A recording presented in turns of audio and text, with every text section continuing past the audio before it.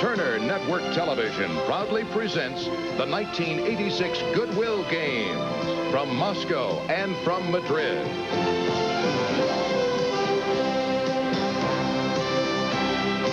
Brought to you. Good afternoon and welcome to day 11 of coverage of the Goodwill Games of 1986. Nick, Charles, we once again are going to be venue hopping live today with a lot of interesting events. Oh yeah, very enticing. We got the volleyball coming up. Boxing took a break yesterday, as you know, Bob. They picked up again today, and there's controversy that's already come out of the matches this afternoon here in Moscow. An American fighter was disqualified in what some call a very questionable decision. We'll have that bout for you and more. Coming into today's action, 15 of the 22 American boxers were still in contention, and 3 of those 8 last-minute replacement fighters from the U.S. are still here with a medal in mind. But there's more.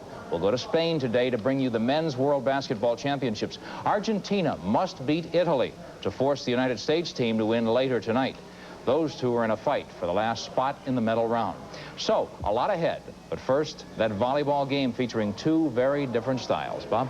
I can't wait to see this volleyball game. As you know, men's volleyball is really hot at the Goodwill Games. The U.S. team top-ranked in Group B and top-ranked of all the teams. Soviet Union looks as though they may be the favorite in Group A, but there are 2 teams who may finish second and who could be U.S. opponents when they get to that gold medal round. They're going to play this afternoon. Brazil and France. Pay particular attention to France. They are an up-and-coming team, not unlike the U.S. volleyball team in the '84 Olympics.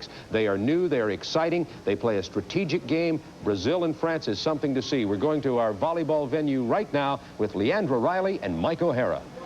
Thank you very much, Bob Neal. And this is called the Savin Cup, a prestigious tournament held every year in the Soviet Union, named after Vladimir Savin, a man very instrumental in the history of volleyball in this country.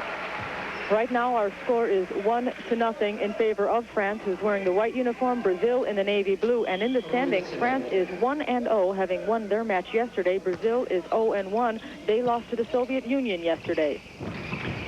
France with a quick attack. They do that so well. Great setter, Fabiani. Referee calls France going beyond the pole. They can't do that in retrieving the ball. 1-1. And putting the hammer down is Stefan Four. Number 8 in white. If the pass comes up, this French team is as good as any team in the tournament on attack. And the service is long from Alain Fabiani, side out for Brazil. Luis Rodriguez serving. Backcourt spike by Eric Bouvier. Bouvier ends from the backcourt, reaches high. He's the tallest man on that starting team at 6'5". In fact, one of the tallest players in this competition. The team of France averages 6'4", and the Brazilians 6'3". So the Brazilians looking for a soft touch in this tournament. So far, haven't found one. Last night, they ran into the USSR and had their head blown off. It's interesting, we use the term backcourt spike, and it's a 10-foot line that you can see drawn right through the middle of the court on both sides of the net. And they're thinking of moving that even farther back or making the players land beyond the 10-foot line because they're so athletic now that taking off behind it and landing in front of it is causing no problem. It's become a great offensive weapon, and all the teams are using it more and more. They're talking about having the player have to not only take off behind that 10-foot line, but also land behind that 10-foot line, which will make it a lot tougher to hit the ball well. Sounds like the battle that the NFL is always doing, whether or not the line can use their hands or not use their hands, trying to even up the defense. Exactly. Try to give the defense a little bit of an edge. France ahead 2-1. This is the first game in a best-of-5 match. 15 points is a game. Winning 3 will win the match. Big hit. Number 9, Antonio Gouveia. 6'5" 21 years of age.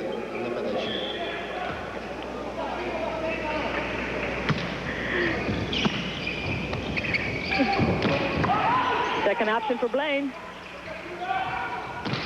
3-man block is up there for the French team.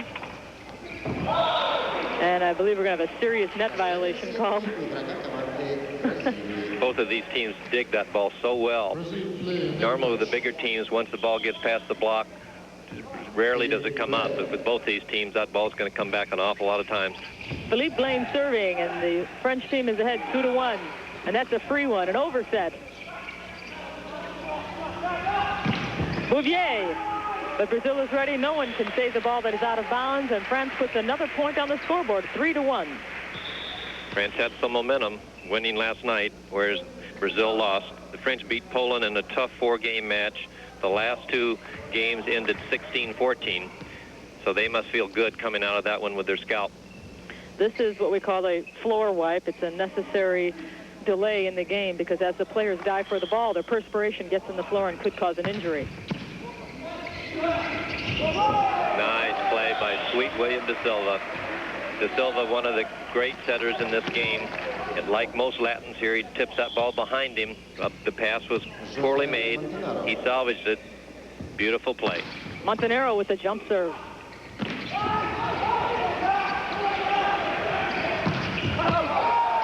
I believe that was out of bounds. It'll be a side out for France, and it'll be 3 serving 1.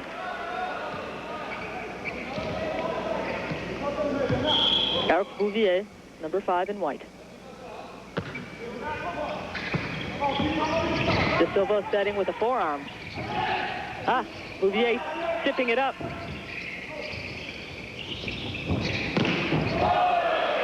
Good combination block by Laurent Chili and Harvey Matson. Rodriguez getting stuffed here. He leaps high, but the 2-man block knew where that ball was being set. No deception. De Silva tips it over. Back set to Bouvier. The backcourt spike gets another point for the French team. 5-1. Pretty play, and it all started on the bad pass by Brazil. They're having trouble, especially their all-world player, Bernard Rosman, as the Brazilian coach wisely calls timeout. Okay, Jose Carlos Brunoro trying to stop the French Express. He is the coach for the Brazilian team, and we are going to break away from the action right now. 1 point. But Brazil in the navy blue uniforms on the left side of your screen has the service. In volleyball competition, you only score when you have the serve. And Brazil is getting off to a sluggish start, isn't it, Michael Hara? They are. They're having trouble controlling that ball, and France is playing awfully well. Fast attack system's working beautifully for them.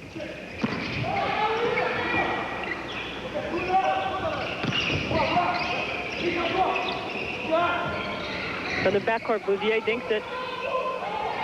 De Silva goes behind for Rasman. It is out of bounds. It'll be a side out for France because none of the French blockers touched it. Here's Bernard Rosman, one of the fine, quick arms of the game, going down the line, gets past the block, but misses the line. And now moving back to service, Harvey Matson. Harvey Matson just made a beautiful try for a ball, jumped over the signs, and ran into the net on the other side. Everybody loved it. Nice serve. And now France is ahead 7-2. 7-2.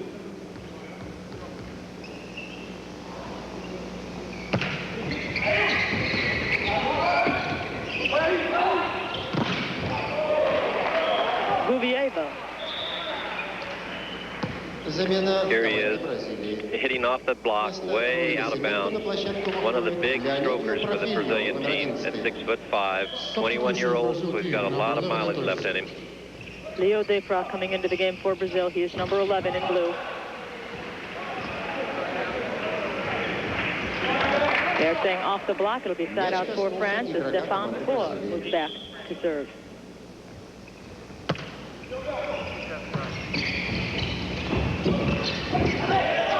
Nice mix-up in the offense, and it was finally Antonio Bouvier who got it over. That time they went to the X-play, loading up 2 hitters on one side. The block went for the first man. Second man got the set. Bouvier is serving. And I thought that hit went out of bounds. It did not. It landed on the line.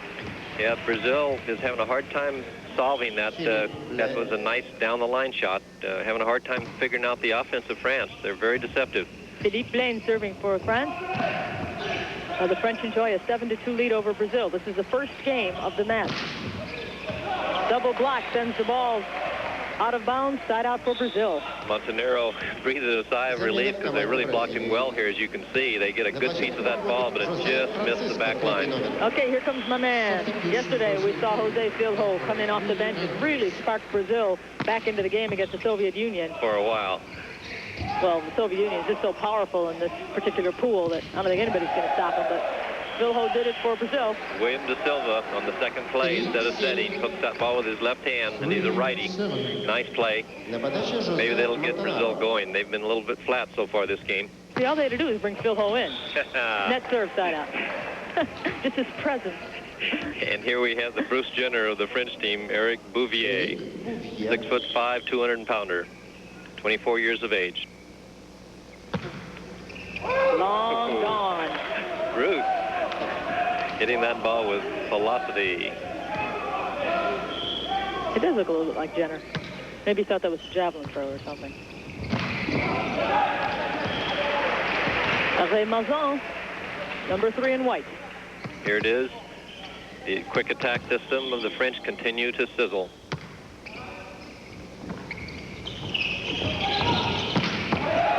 Finding the ground is Bouvier.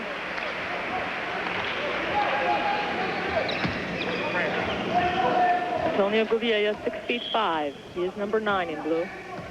Blocked a little bit by Bernard Rosman. Going behind to Bouvier. Let's see who De Silva goes to. Over the net. One of the rare 4 sets by De Silva.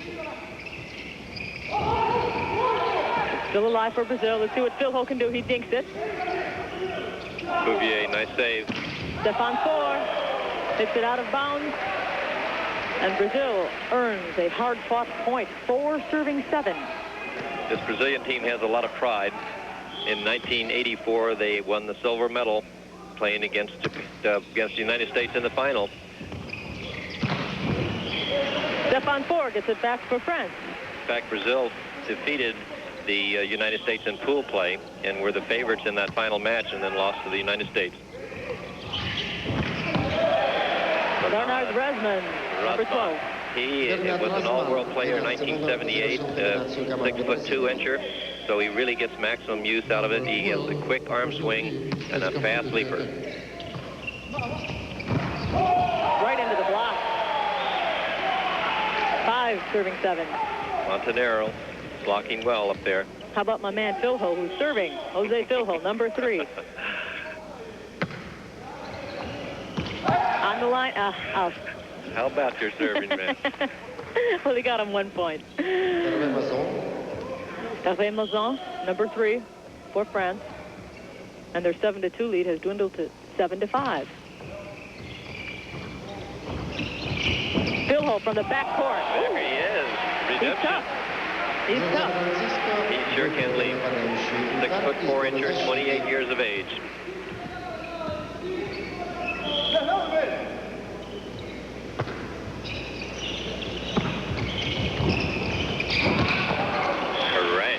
Philippe Blaine, number 1. Here he is, stretching out, good extension, down the line. Vilho from the back court, off the block. Caught some, no, it's some chalk over there. And that's 2 for 2 for Jose. Jose, my man, Vilho. Brazil plays with that Latin temperament, and suddenly they're fired up out there. Blaine, he's fired up. Side out for France. Yeah, they're getting that good first pass, so they have a lot of options. Here's a one-man block on him. He should be able to eat him alive. Nice short service. De Silva going behind. Free one to France. They thought it was out. Oh, what an unfortunate circumstance for the French team as we look at our referee's decision here. That was kind of embarrassing. Here's Chile had about 5 seconds watching that ball come down and didn't do anything with it.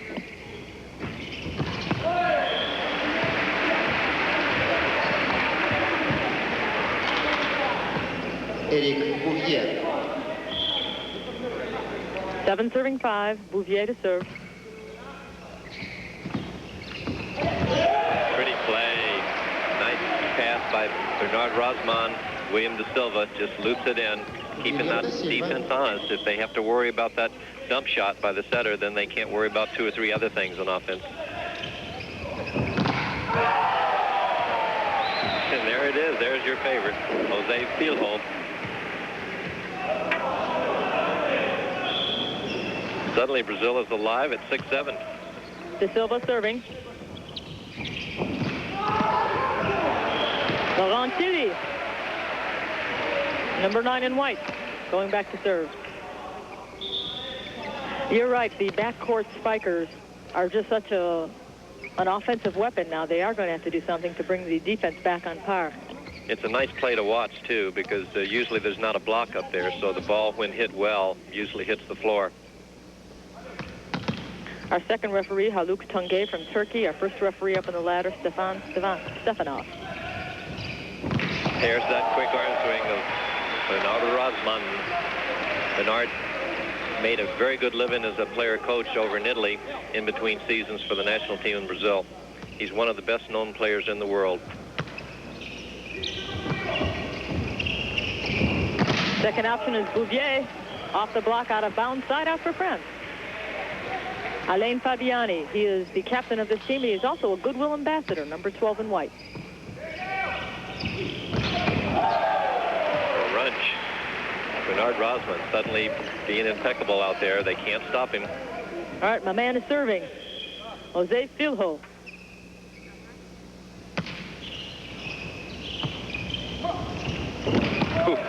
Well, that ends that serve.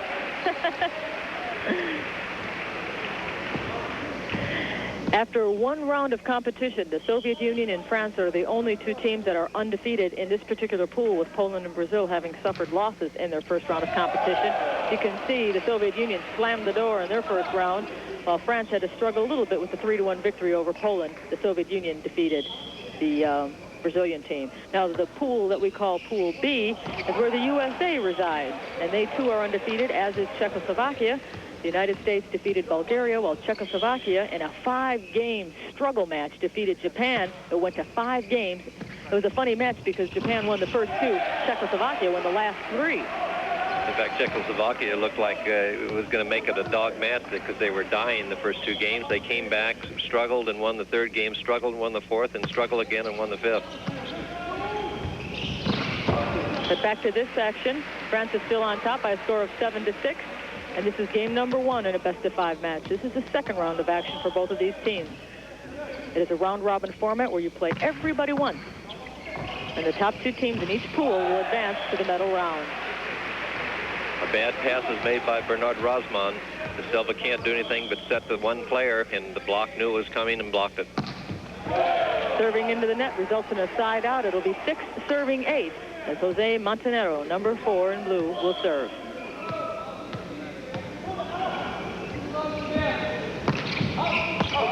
Out.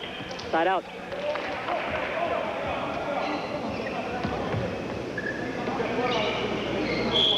Eric Bouvier. Bad pass. 2 bad passes in a row by Bernard Rosman, one of the fine passers in the world. At what point is it a great serve or a bad pass? What decides? Velocity? A lot of times that ball's moving pretty good. Montenegro. Philippe Blaine making a valiant save. Bouvier's got a long way to go to get it over. And he doesn't. So close. 2 inches short. Nice play, though. Got the crowd excited. And Brazil has cooled off perceptibly. De Silva serving, and it's 6-9. Hervé Mazon, number 3 for France. Alain Fabiani setting extremely well. He's got soft hands. Fabulous Fabiani, they call him in France. Rosman into the block. Alain Fabiani made a fabulous block. The French look very strong right now. Fieldhold. From the back, Laurent Tilly. And it is 11 serving 6. And if I was Jose Carlos Brunoro, I would call a timeout, and that he just did, because his team is down by 5 points now. And we are going to take a commercial timeout for men's international volleyball competition, the Savine Cup. The second timeout of Brazil team in the first. I don't think Brazil has scored another point. Our score is now 7-12 with Jose Filho serving for the Brazilian team. This is game number 1 in a best-of-5 match.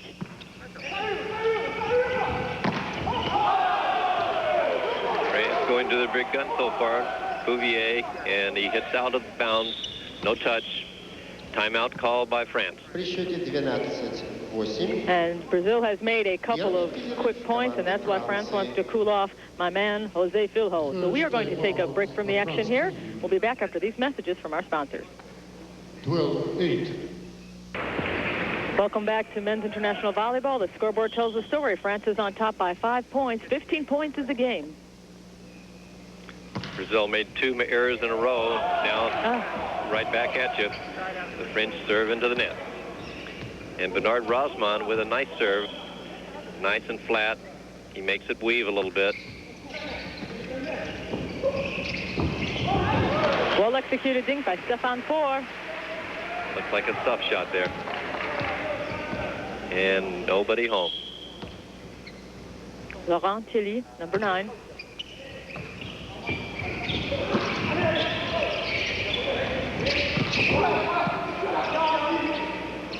Bouvier. Montenero tries to dink it.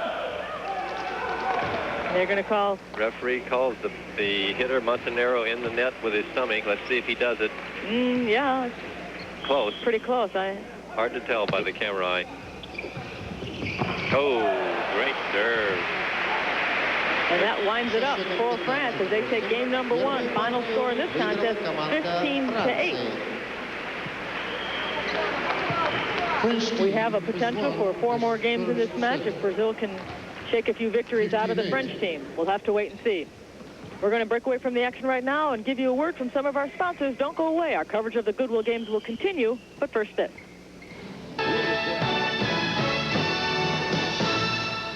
We'll be going back to the Brazil-France men's volleyball game, but there's an interesting story developing here at the Goodwill Games with the American team handball team in the men's division. They weren't expected to do very much because, frankly, team handball is primarily an Eastern European sport. The United States has a very difficult time even recruiting players for team handball. But they came in and upset Czechoslovakia, and they're going now into the second game of the round robin. I want 3 players I want to mention quickly for you to watch when you take a look at this segment of the game. They are Joe Story, who's a 5'7" winger. He's an exciting little player. Greg Moravia, who's the big shooter on the team, a guy who's going to score a lot, and an experienced player from the Olympic team, Jim Buning, 29 years old, and his dad is one of our commentators, Peter Buning. So we're going to the team handball venue now to watch the United States play Iceland, a surprisingly good United States team with Craig Sager and Peter Buning. In the opening game against Czechoslovakia, just 19 seconds to play, Steve Goss scores the clinching goal for the United States. The U.S. upsets Czechoslovakia 23-21. It's the first time in history the U.S. has defeated Czechoslovakia. If it's a true indication of the team's strength, this could be the best American team ever. It certainly is a good team, Craig. But today is another day. You're going up against number 6 in the world, Iceland, and they really have to show what they're made of. Game is tied, 9-9.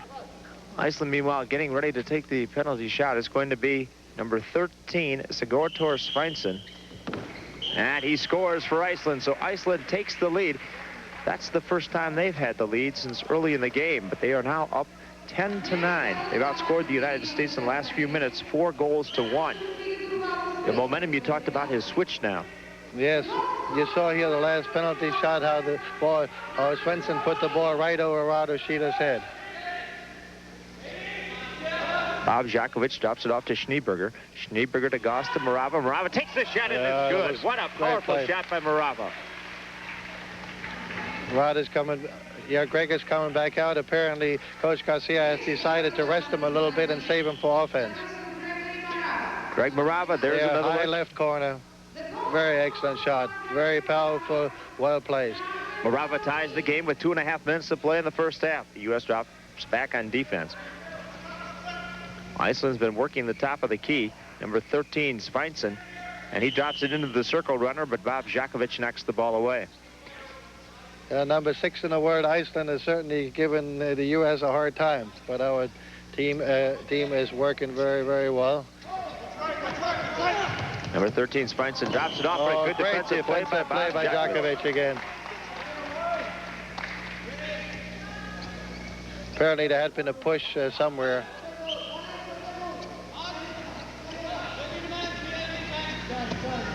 Svensson, number 13 with the ball for Iceland. Brings it around to the left-hand side of Johansson. Johansson drops it into Svensson, but he can't come up with it. Number 6 is Geir Svensson, and number 13 is Sigurður Svensson. And that again is Sigurður with the ball right there, dropping into the circle runner. Djokovic is really coming over there to help out in the middle. He has great hands. 3 times he saved the score here.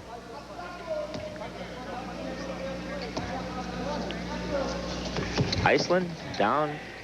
And here's a fast ball, break but for the Carlson U.S. has the ball, brings up to Joe And that Story should be by a goal. himself, and he puts it in. Yes. Joe Story for the United States after the breakaway. Joe Story is the smallest but also the fastest man on the U.S. team. And the strongest. A veteran of many years of play. He played in the 80 Olympic team. He played on the 84 Olympic team. He was also a teammate of the United States coach when they played over in Europe for a while. Yes. Yes, he played in Barcelona. He played after the 80 Olympics. He was drafted more or less by a Spanish club. They were so impressed by his play, and he played 2 years in Spain. United States team handball answer to Spud Webb. Very exciting player, very fast. Very dedicated, excellent, reliable man. Hard to stop one-on-one. Final seconds of the first half, and there's a shot. It's knocked away by the United States, knocked away by Djokovic. 5 seconds to play in the half. United States up 11-10. Johansson coming in, drops it in. Schneeberger knocks it away, and that's the end of the first half. The United States takes the lead at the end of the half, 11-10. No, the free throw was called before the whistle blew, and now they have a direct shot on goal. Time, one last opportunity. Svensson's going to take the shot, and it is knocked away. So now the half has concluded. The United States 11, Iceland 10. We'll be going back to the team handball and also that Brazil-France volleyball game in just a moment. We have so many things to bring in our daytime coverage today. We want to continue our venue hopping for just a moment. And speaking of exciting coverage, our primetime program tonight is the beginning of figure skating, a beautiful exhibition of the very finest figure skaters in the world. And our commentators, Kurt Gowdy, Peggy Fleming, and Peter Carruthers will be there to bring you that. We'll have it in prime time. Men's basketball, what can I say? They must win. U.S. versus Yugoslavia. That'll be a great game. We'll have it tonight. Boxing, USA's Michael Bent, the heavyweight gold medal hopeful. We'll have that U.S. men's volleyball team in action tonight. Of course, they are one of the favorites. And Nick Charles, we were talking about team handball a moment ago. This U.S. team is surprisingly good, but not a lot of people understand team handball in the States because we don't see much. Well, you sure don't. I mean, it's obvious that when you look at the statistics, all we have to look at 2 million Soviets are in training for team handball. There might be 1,000 if you count all the club team handball teams around our country. But it's remarkable to me that the Americans have done so well. They are maturing together, and they look pretty composed. Iceland's got a good team, I've found out. It's not that as if I knew these things for years. But again, the tradition is not too long and strong in America for team handball, but it's a heck of a sport. Sure is.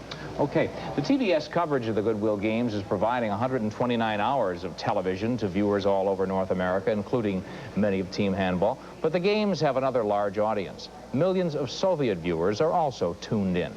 Our feature reporter, Paul Ryden, went behind the scenes to compare the two techniques of broadcasting the games, American and Soviet style. Airing 129 hours of action during the Goodwill Games, and a lot of it is live, but much of it is fed into these rooms right here where it's taped and edited for playback later at 3 a.m. Moscow time, which is prime time back home. But turn on any set in Moscow, it seems, and people are watching the Igre Dobry Volley live with a definite Russian flavor. И обращает на себя внимание его по-настоящему большая физическая сила. That's wrestling sportscaster Yuri Kiselyov, a 10-year veteran behind the mic, and does this sound familiar? He's an ex-jock, wrestled a little, and now he's a sports psychologist in Leningrad who announces as a hobby. He's never heard of Howard Cosell. What makes a good sportscaster? Хороший спортивный комментатор. A good sportscaster is, first of all, a person with a wide enough mental outlook, quick reactions, and the ability to speak correctly with a rich supply of words. In addition, He must have a good knowledge of the sport which he is announcing.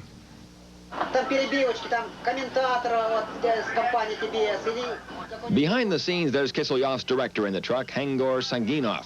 He's been in the TV game for 18 years, and his job is to control the pictures emanating from 6 cameras at the wrestling venue.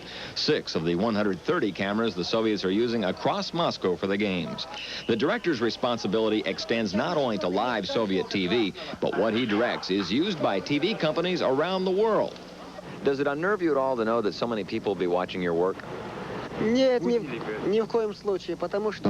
not at all, because my long experience in sports allows me not to worry, but to take joy in my work. There are many differences between Soviet and American culture. It makes life interesting. In some ways, that's good. For instance, you'll never hear a Soviet sportscaster say, "Hey, wrestling, druzhba, crash, boom, let's go to the videotape." It's just not the Soviet way. Maybe a few American sportscasters could take a lesson. For the Goodwill Games, I'm Paul Ryden.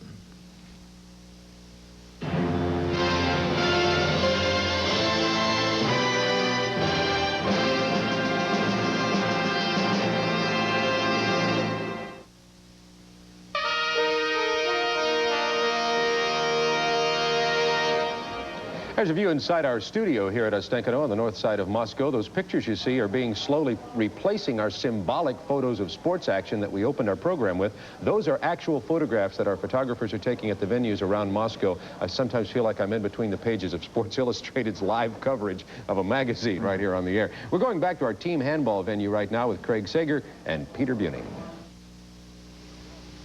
Iceland has scored 4 goals in a row. The U.S. was up 17-11, but 4 consecutive goals by Iceland, and it is now 17-15. They have the momentum and they have the ball. Coach Garcia is worried. Svensson has the ball for Iceland, has it tied up by Schneeberger. It's Grimson, Svensson, Adelstein, Svensson, Gilson, and Sigurdsson on the court for Iceland.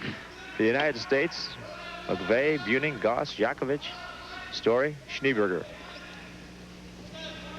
Svensson in the corner. Great defensive work by Jakovic. He steals it one-on-one, and he puts it in. On the fence, as he stole the ball, you must have noticed that he stepped on the line. Now it's different. The rules are different. Here's a shot from Jakovic. And he beats the goalie clean. But however, the player, the rules regarding out of bounds are different in handball than in basketball. In basketball, the player has to stay in bounds, and the ball can be out of bounds. In handball, it's the opposite way. The ball has to stay in bounds. The player can go out of bounds.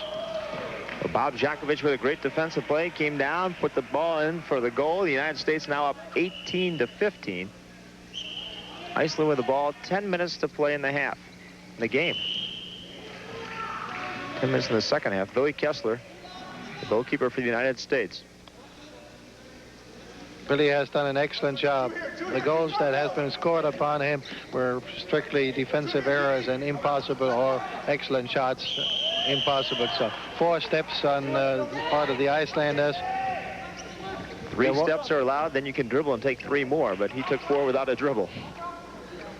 Joe Story was down court, and there was a fast break opportunity, but with the 3-goal lead and 9 minutes to go, the goalie decided to play it safe and hold the ball back. U.S. with the ball, Jakovic.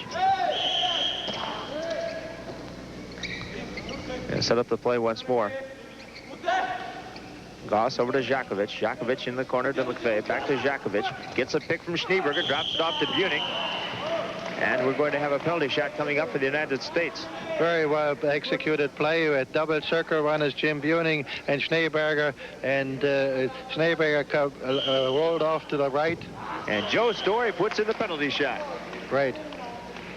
Schneeberger rolled off to the right, Jim Buning rolled off to the left, and Jim got the ball and pulled the penalty.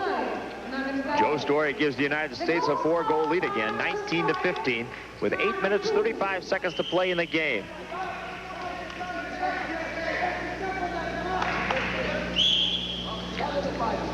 Iceland setting up the offense. Grimson in the corner. And as soon as he gets the ball, 2 and 3 defenders right on him.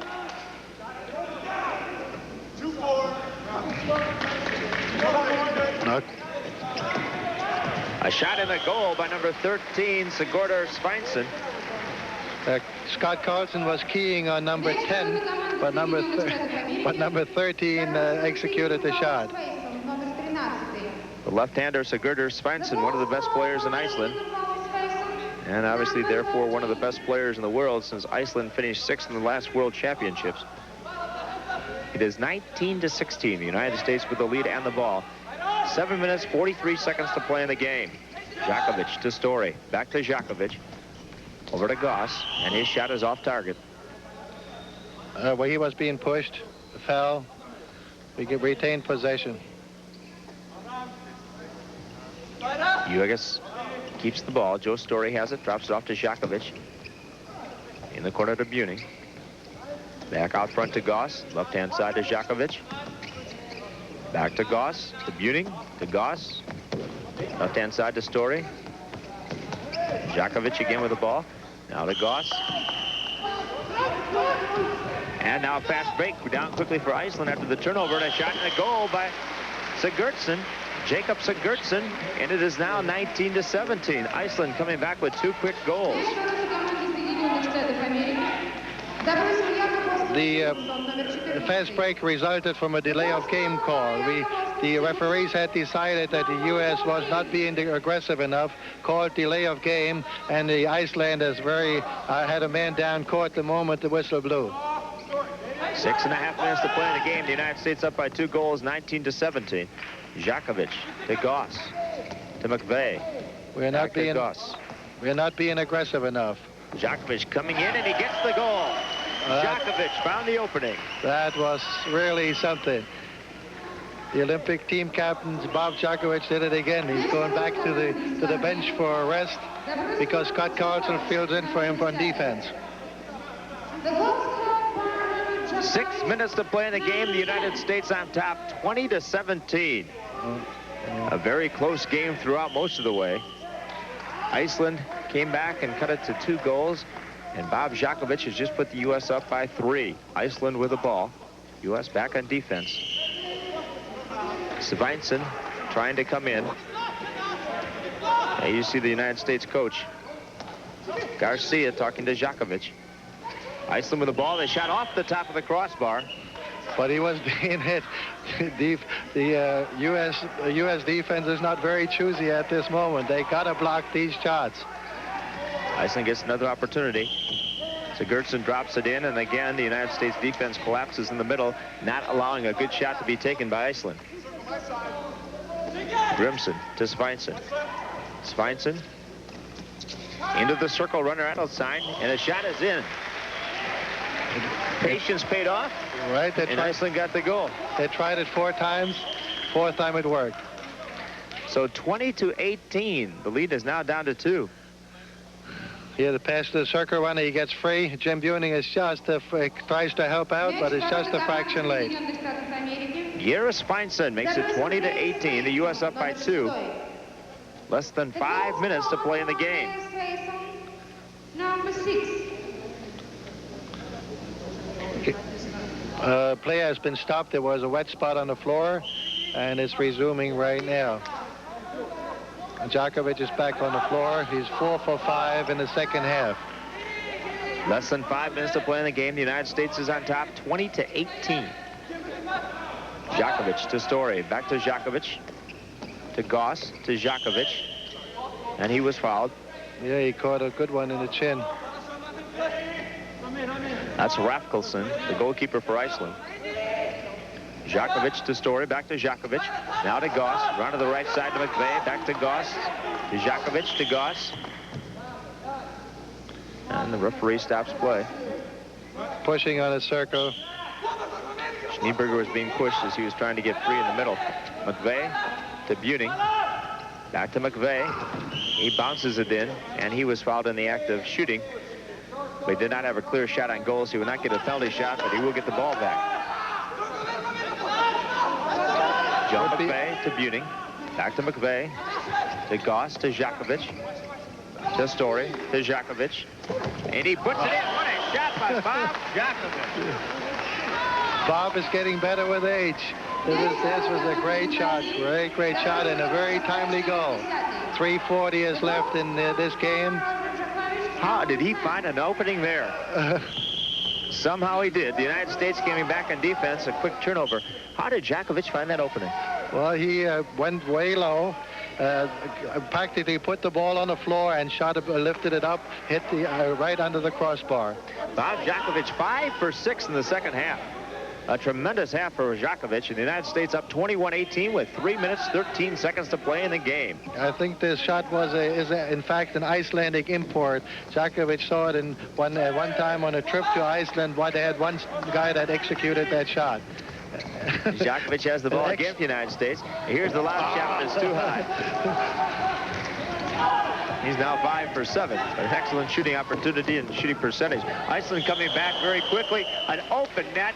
The ball was knocked out, and he tried to bounce it underneath Billy Kessler's legs, but it bounced up too high. Apparently there was a push, a shove, and the referee decided on penalty against the United States. And now the penalty is blocked by Billy Kessler. Svensson took the penalty shot. Kessler blocked it. This is mindful of yesterday's game where Billy Kessler stopped a ball in the waning moments of the game against Czechoslovakia. He just came on a spread eagle, blocked the corner with his hand. A great block by Billy Kessler. 2 minutes, 10 seconds to play. The U.S. up by 3 goals. Buning to Goss. Goss to McVeigh. To Djokovic. A little bit too much pushing on the part of Iceland. Less than 2 minutes to play. The United States on top, 21-18.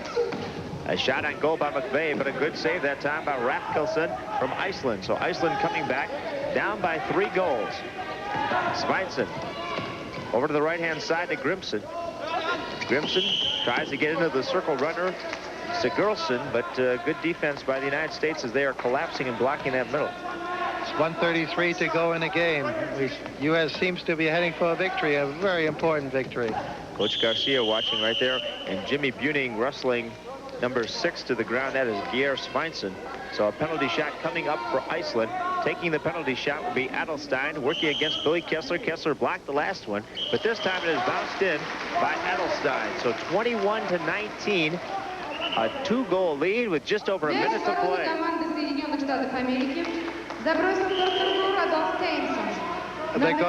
Of course, here is the experience of the Icelandic player. He fakes the shot. He sees that Billy Kessler has his weight on his left foot, and he puts it by the left foot so he cannot move. Buning down for the United States. Buning out top. We have 45 seconds to play. The United States up by 2 goals. The U.S. defeated Czechoslovakia in round 1. Into Buning. Buning back to McVeigh. McVeigh to Djokovic. Over to Goss. Goss has it in the corner. Back out to Schneeberger. The United States has never won a medal in any type of major world competition. But with 1 victory already, this one very close. They have a good opportunity, Peter. This would put us very close to a medal. 18 seconds to play in the game. The United States up 21-19. And the U.S. has the ball. That's McVeigh over to Buning. Buning coming in. He puts it up, and it's in. So Jimmy Buning scores with 5 seconds to play in the game. That made it 22-19. That's the end of the game. Buning scoring just before the buzzer. The U.S. winning its 2nd game in a row. Victories over Czechoslovakia and now Iceland. If you just dialed into that game late and aren't familiar with team handball, don't feel alone. It's relatively new in the United States. And as you can see in the arena there, it looks like they lengthened the basketball court. So you see basketball markings. It's called handball, so you think you're going to see a couple of sweaty guys inside of 4 walls bouncing a little black rubber ball. The game, as we know it today, actually began way back in 1898 by a Dane, Holger Nielsen, who's called the father of the game. Later, the Germans changed it a little bit, made it more physical, moved it outdoors, and played with like 11 players on a soccer field, but actually threw the ball and passed it around. And now they play with 6 players on the court and a goalkeeper, and it's really a combination of soccer, of handball, of basketball and is becoming, it's the second most popular sport in Eastern Europe and is becoming more popular in the United States, and it'll get even more so if this surprisingly good USA team keeps winning. They upset Czechoslovakia and now narrowly edged Iceland, and they continue to move along in team handball, and we'll keep covering it for you. Hope you enjoyed it. It's an exciting, fast-paced sport, but no, you weren't crazy when you thought it was basketball with a shrunken ball. It is team handball. We'll have volleyball, Brazil and France coming up in a moment. Stay with us.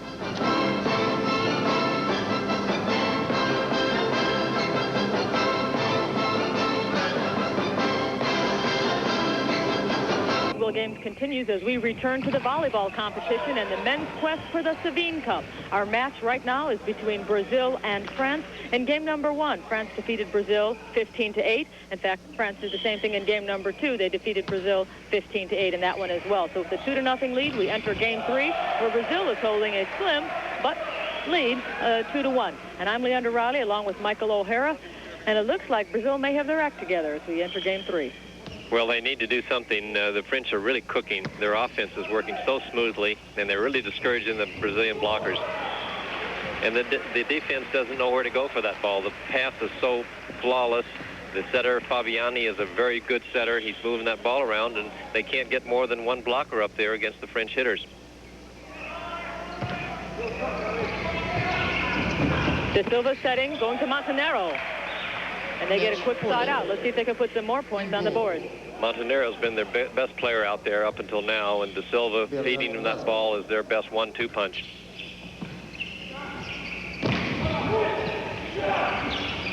Stefan Four gets it twice in a row. The second time's a charm. Side out France. Here it is. This quick set, and Four flicks that ball down to the floor. Stefan Four is serving. I can't get over how strong the French look. I watched them 3 months ago play against the U.S. team in Santa Barbara, California, and the French had a lot of trouble passing and blocking. Of course, this is a much smaller team they're playing against for Brazil, averaging 6'3" versus their 6'4" average. In fact, 7 of the 12 players on the French team are 6'4". That's the prototype. Point for France. They now hold a 3-2 lead in game number 3. If France should win this game, they will win the match. Right now in the standings, France is 1-0, while Brazil is 0-1 along with Poland. The USSR and France are the only 2 teams undefeated so far after first-round action in this pool. Four serving 2.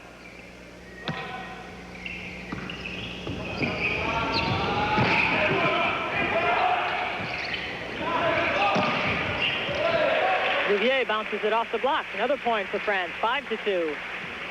And look for a timeout from Brazil because the pendulum has switched to France's side of the net. Brazil would like to stop that. They have to do it here or they're out of the match.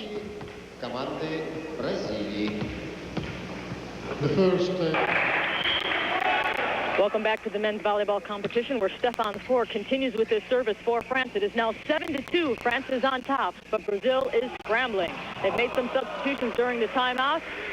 That was in vain. None of the French blockers touched the ball. Another point, 8-2.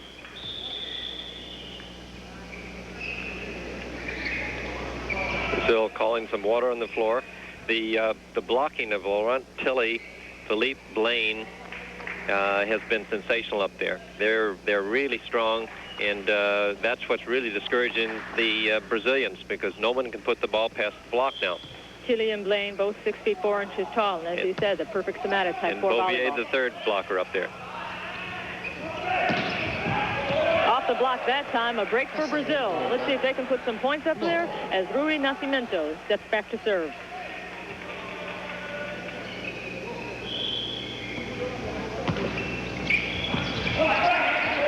Miscommunication on the French side. A quick point for Brazil, 3-8.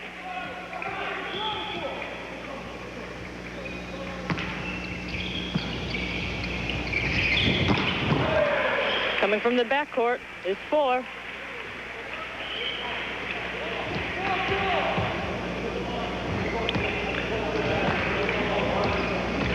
Philippe Blaine waiting to serve. 8-3 is the score. 15 points will end the match. Brazilians continue to struggle. But they remember that the Czechs were down 2 games against the Japanese, came back, won the third, and won the next 2. So they still got a shot. Bouvier pounds that ball. It was good. Just barely, but it was good, and that's all that matters. Everything works for the French this time. They're hitting line, serving well. Lots of confidence right now. Philippe Blaine. Just wide, side out for Brazil. Montenegro can rip that jump serve. This is what it's needed right now. Ah, into the net. There is no let in volleyball, as there is in tennis. If you touch the net on the service, it's a side out. Eric Bouvier to serve for France. A wrench. Luis Rodriguez on a nice set from De Silva. Number 14 has completed the 3 serving 9.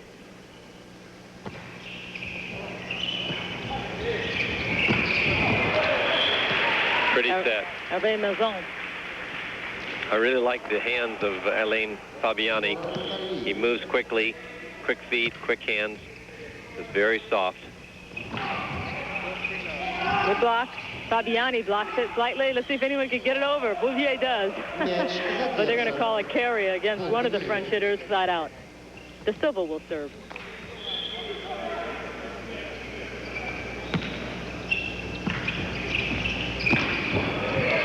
Beautiful quick set. Side out for France. Here's number 8, Stefan Four. He's the leading French spiker with 6 putaways in this game 3. And that was a nice shot by Brazil's Nascimento. Using the block effectively, went out of bounds. Side out for Brazil. 3 serving 9.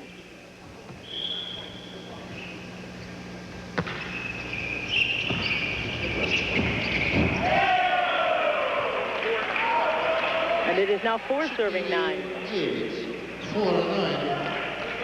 And France is having a little bit of difficulty setting up their offense after receiving the serve.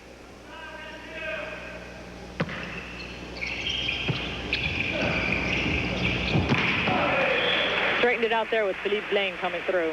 3 hitters all on the same side of the court. They went to the 3rd man. No one blocked him. The Brazilians have a very exciting player who has knee surgery 2 weeks ago, Renan Delzato, who was picked on the all-world team in the 1985 World Games in Japan. Obviously, he's not here. He's not here, and they need him badly. He could hit that 10-foot line set from the backcourt. One of the exciting players of the game. Bernard Rasmussen serving for Brazil. I believe that was out of bounds. It was wide. Point for Brazil. 5-9 is our score.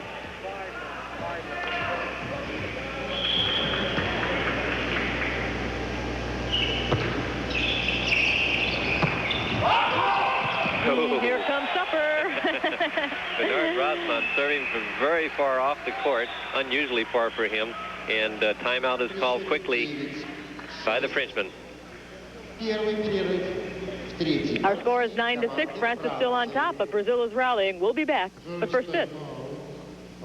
Happening in the World Championships in Oviedo, Spain right now, a game between Italy and Argentina that will have tremendous impact on whether or not the United States basketball team will be able to make the Final Four, the medal round. Let's go there now for an explanation of that and the coverage of this game live to Rick Barry, Bill Russell, and Bob Knight.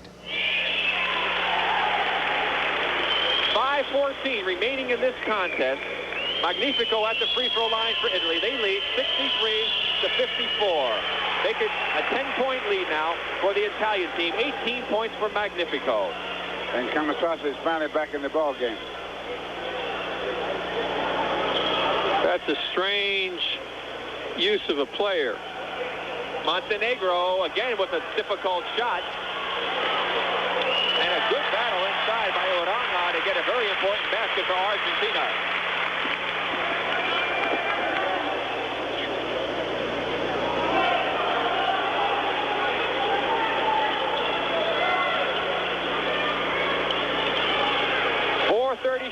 4:05 left to play in this contest, and a must-win situation for Argentina, trying to keep their medal hopes alive. If they were to win this game, the U.S. were to lose to Yugoslavia, they would go on to the medal round in Madrid. If they lose this ball game, they will be eliminated from medal competition or medal contention. I think here the Italians should really spread the court offensively, trying to get the ball to Riva in the middle as much as they can, where he can drive it to the bucket. He made an excellent drive that time from the side, but I think they can spread it more. I think he may be a little tired about it. Campana. He'll go to the line. Riva. Foul again. I think he may be a little tired. Yeah, I think you're right. Gilardi with the foul on the replay area as he reached in with the hands. He didn't move his feet, Bill, like you always say. No lateral movement of the feet. Played defense with his hands that time. Here's another strange call on a shot. I don't think that Campana was anywhere close to the act of shooting when he was fouled.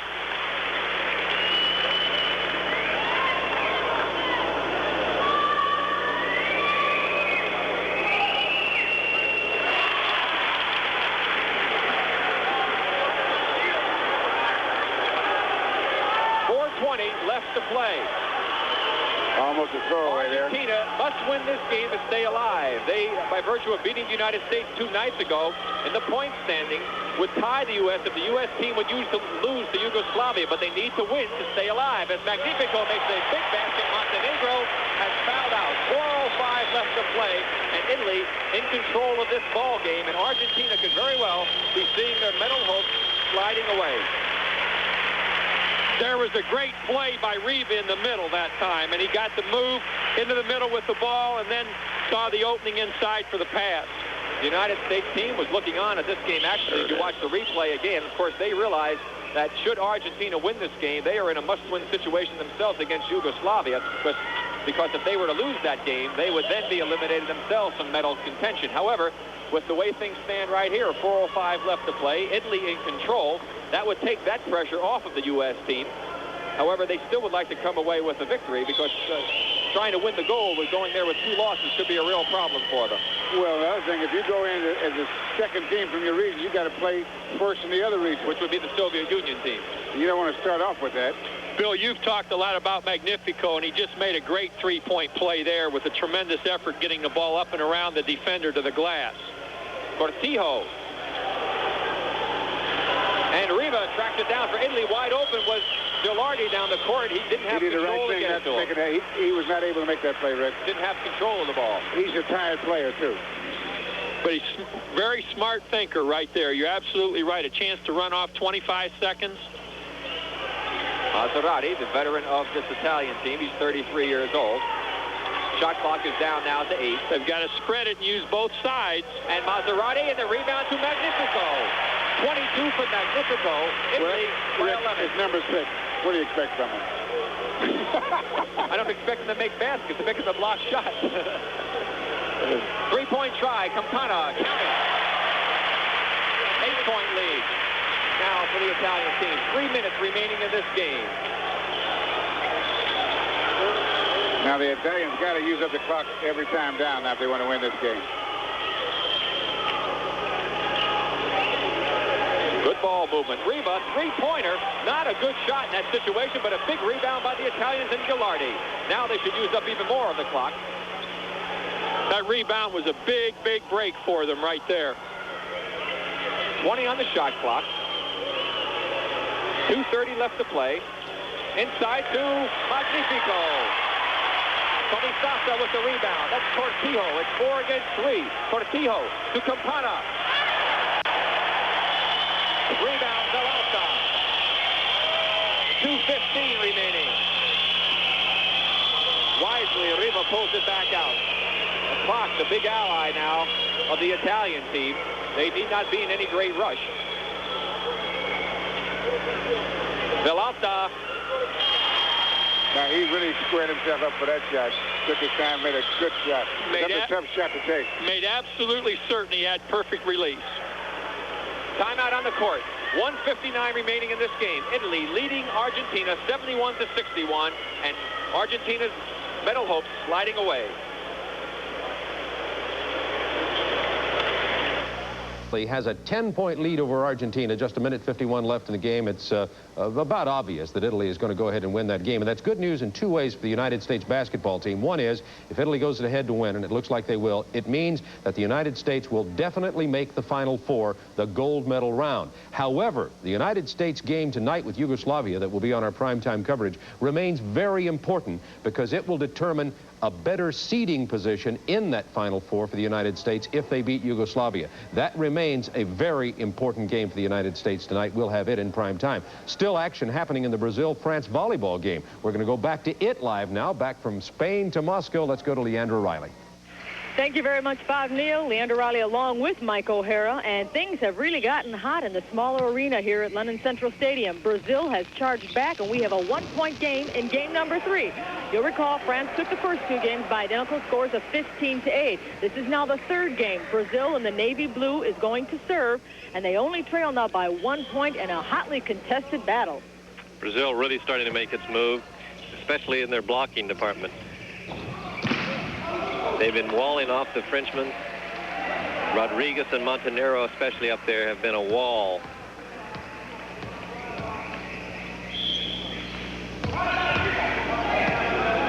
Hervé Mazon with the jump serve. Set up by Razman and Montenegro. Oh, I said this before, I'm fickle. I think I'm switching. I think I like this guy Montenegro better than Filho, who's now on the bench. That ball is moving at about 100 miles an hour. And he's handling it. Razman serving for Brazil. And that was Philippe Blaine getting it back for France off a beautiful set from Alain Fabiani.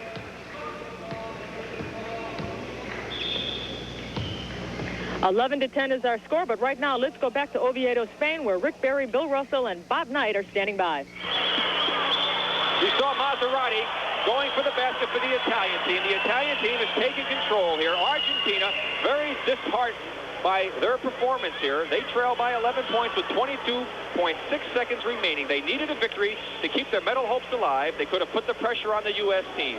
If the U.S. team were to have lost to Yugoslavia with an Argentinian win, then Argentina would have gone on. However, with this loss, the United States team will go on to the gold medal round, regardless of whether they win or lose against Yugoslavia. However, a loss would hurt their chances for the gold. They still need to come up with a win against Yugoslavia to have a chance at that gold. They may still have an outside chance should they lose, but a win would certainly help their causes. So credit Italy with a fine effort.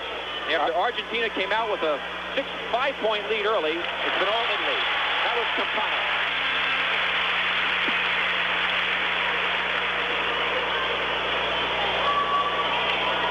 Final 5 seconds. 3-pointer, Maserati. That takes care of it. The final score here from Oviedo Sports Palace, 78 for Italy, 70 for Argentina. They're eliminated from medal competition. For Bobby Knight and Bill Russell, this is Rick Barry. We will return you now to Moscow and the volleyball competition between Brazil and France with Leandra Riley and Mike O'Hara. Okay, Rick Barry, we came back to a timeout. It is still very, very close here. France on top of Brazil, 12-10. France with the service. Philippe Blaine will serve, and he will try to close the door on Brazil. Should France win this game, they will win the match.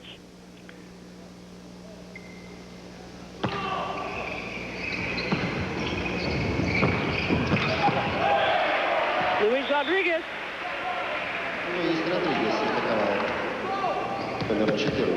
Brazilians facing sudden death here. If they don't win this game, the match is over. Montenegro with a good jump serve. And through some subjective calculations on our part, Michael O'Hara, we feel that the winner of this match will be the ones to face the USA in the semifinals. Now, again, these are just our subjective calculations, but it is a possibility. So we could see a France-USA showdown unless Brazil really roars back here. Nice serve by Eric Bouvier. Oh, he can't get to it. Side out, and Brazil once again has an opportunity to put some points up there. Sweet William De Silva once again on a bad pass, has no options, can't get the ball to any of his spikers, so he dumps it cross court effectively. Neck down by Eric Bouvier. That was Hervé Mazon, pardon me. Number 3. Eric Bouvier, however, has shown me some class. He's had a couple of his spike stuff blocked by the Brazilians. He's come right back and ripped a couple of them, and France is right back at him. Laurent Chili served out of bounds, and it is now time for De Silva to serve for Brazil. 10 serving 12.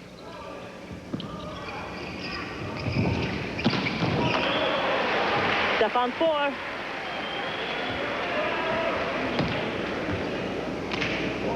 International volleyball is what you are watching right now, but tonight during our primetime coverage, we have figure skating exhibitions with Kurt Gowdy, Peggy Fleming, and Peter Carruthers doing the announcing. We have men's basketball. It'll be the USA match.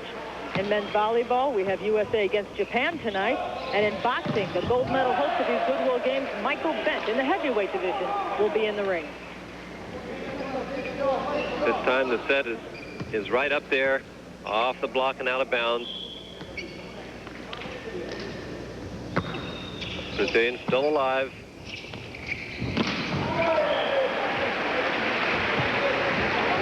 Great deception on the part of the Frenchman. Alain Fabiani, a fine setter, putting that ball up. Hervé Maison ready. Knocks it to the floor. This is Jose Carlos Coronado, the Brazilian coach, and he has just been stymied at every turn by this French national team. The jump serve into the net. 10 serving 13 as Bernard Rosman steps back. Bernard Rosman. He's made a few points for his team the time before last. Let's see what he does here. Nice back one-handed set by France. Miscommunication here. It'll come over 3. Now tell me whose side the net is on. Luis Rodriguez comes up with a beautiful play. Clutch play, 11 serving 13. Brazil needed that badly. Substitution for France coming in is Jean-Marc Djokovic. And Hervé Maison will lead the game. Skill is great, but luck is even better sometimes. Sometimes they do that. We'll substitute right before somebody serves just to make them think about that serve a little more.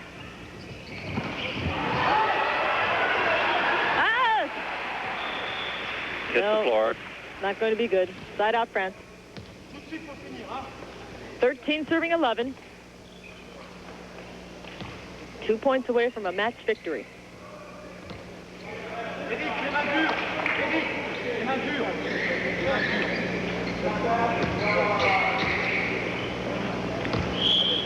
Conditioning playing a part right here. Need a good pass.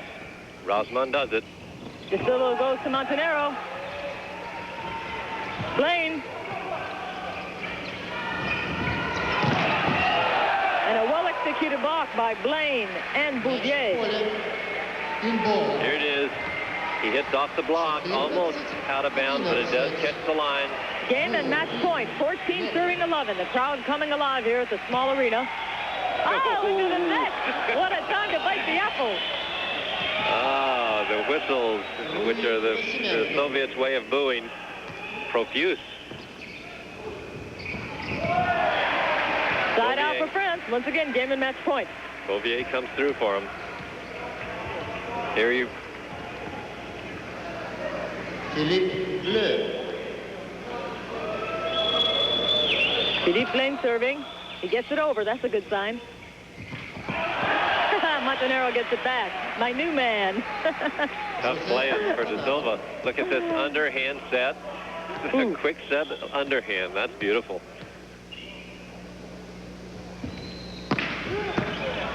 That was a howitzer. Side out France. William De Silva wasn't big and strong enough to muscle that ball down. He's got it on his side. Can't do anything with it. De Silva's only almost 6'1". He's one of the smallest players out there. And at the end of the match, after all the jumping he has to do, fatigue is a factor. Montenegro gets it back. From behind the 10-foot line, they go to Montenegro. He delivers. De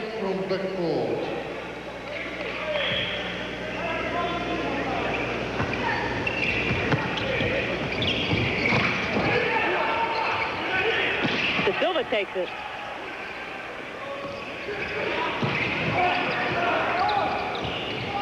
Bouvier into a block that goes out of bounds, and that will end it for France. No, we have a side out. I'm sorry, just a side out.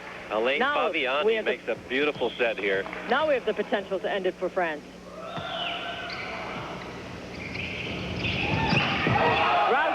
takes it out of bounds. No one touched it on the block, and this game is over with a score 15-11. France takes game number 3.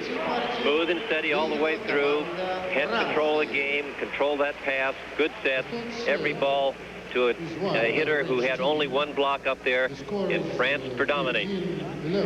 Winning 3-0. So Brazil is now 0-2 in the standings. France is 2-0. Now tonight in our primetime coverage, we do have figure skating, men's basketball, the United States against Yugoslavia. We have men's volleyball, the United States against Japan. And in boxing, we have Michael Bent, our gold medal hope in the heavyweight division.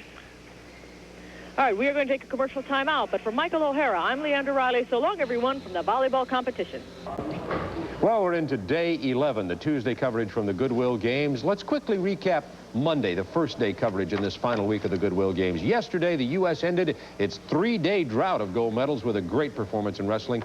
Americans were introduced to a new star as Oklahoma State junior John Smith took the first goal, was the first man, as a matter of fact, to defeat a Soviet wrestler in the entire tournament, a 6-3 win over Khazar Isayev. 74-kilo champion Dave Schultz won 4-2. Schultz equaled his performance in that match as the 1983 world champion and the 1984 Olympic gold medalist. At 130 kilos, super heavyweight Bruce Baumgartner beat David, now you're going to have, bear with me on this name, I think I can say it, but it's a beauty, Gabidjishvili on criteria. Bruce came from behind. He had an easier time than I did saying the name to win his gold in the final seconds. The tide is clearly turning for the U.S. in Moscow in medals, and the teams that we've been watching today, the basketball picture looking a little brighter, team handball surprising, men's volleyball coming along a little pronunciations, later. A 9.5 degree of difficulty there, Mr. Neal. We're coming from behind. Listen, go practice up. You've earned some time off, I understand. We got a rousing night coming up. Figure skating heads it, huh? Figure skating, which is going to be beautiful from the arena with Kurt Gowdy, Peggy. Especially that it's freelance, so we'll see a lot of inventive, creative stuff. Yugoslavia, USA basketball, a lot at stake here, seedings for the Final Four. And the boxing, Michael Bent, the gold hopeful for the United States in the heavyweight division tonight. He's the big name so far. I'll get very rested. Okay, Bob, we'll see you in a few hours, and we'll be back to take you through the rest of the afternoon here in Moscow as the Goodwill Games continue. Boxing, a key fight coming up later tonight on Primetime that Bob and I just touched on. Michael Bent, he's already in the medal round, but if he wins tonight, he would be fighting next for a gold medal. Michael Bent, at 201 pounds, our heavyweight hope from the United States, from Queens, New York. But coming up next, light welterweights. They're still in the quarterfinal stage of that division. First bout coming up, Gordon Joyce of the United States of Ireland against Roy Jones from the U.S. And for the call, let's go ringside with Skip Carey and Paul Horning. Day 4 of 6 days of boxing here at the Goodwill Games. Paul Horning, how are we doing so far? I think considering everything, Skip, you have to be very happy with the American effort. We've had 116 boxers enter this tournament, 56 are left, and of those 56, 15 are still USA boxers. So I think that Roosevelt Sanders can be very happy with the American effort. We've got a lot of people already qualified for their semis on Thursday night. And today, I think we're going to see some fine young boxers try to advance further. And we're about to check it out. Roy Jones from the USA. Gordon Joyce from Ireland. Light welterweights, 139-pound limit. Viliktan Brannikov is the referee. Well, Gordon Joyce from Ireland going against, from Pensacola, Florida, Roy Jones. This is his first appearance in the tournament. He's 17 years old, 5'11". And Roosevelt Sanders is very high on this youngster. He's the 1986 Golden Glove champ. And they're about to get it on here. We're at the Olympic Sports Complex in Moscow. They exchange gifts. And now they'll exchange punches. Right. Boy, that was real good. It was like we rehearsed it. Here we go. The U.S. fighter, Roy Jones, is in the blue outfit. It's got to be a big moment for this youngster, 17 years old. He'll be a senior at Washington High School in Pensacola.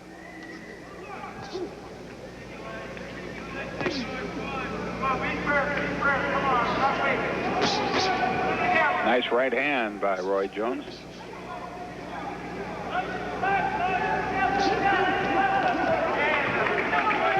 Gordon Joyce scores with a couple of jabs.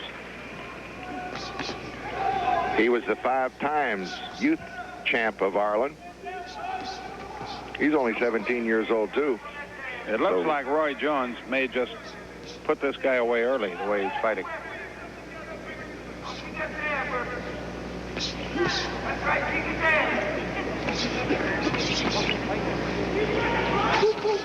One thing about all the Irish fighters we've seen, Skip, I don't care if they're behind or ahead, they just keep coming. They keep coming at you, and most of them have gotten defeated here. But they love to mix it up.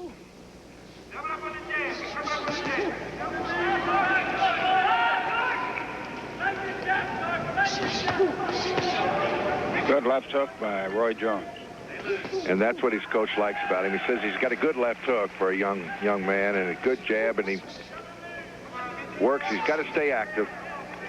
Must stay busy in amateur boxing, boy. You can pile up those points. And that's what it's all about.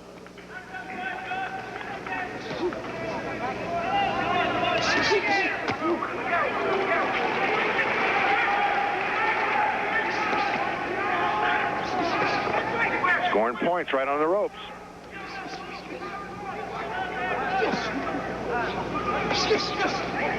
Good quick hands. Joyce is hurting a little bit here, but he fights back, as the Irish fighters always do. 40 seconds left in this round.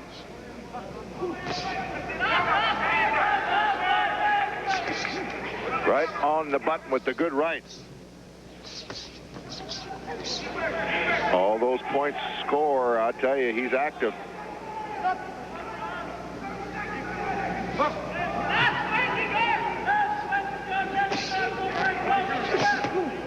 The left hook just grazed the chin of Gordon Joyce. Pretty good shot by Joyce. He missed with the right hand.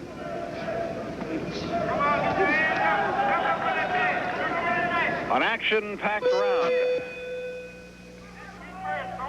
Roy Jones from the USA, Gordon Joyce from Ireland. Paul, give us a quick rundown of the rules. Well, as far as the gloves are concerned, you see the white part of the gloves. They must land. That's where you score. We've seen a few points taken away from slapping on the inside of the gloves. The referee will caution the boxers, but the most important thing is the amount of points scored by those punches with the white part of the gloves. And the velocity doesn't count. It's how many clean punches you score.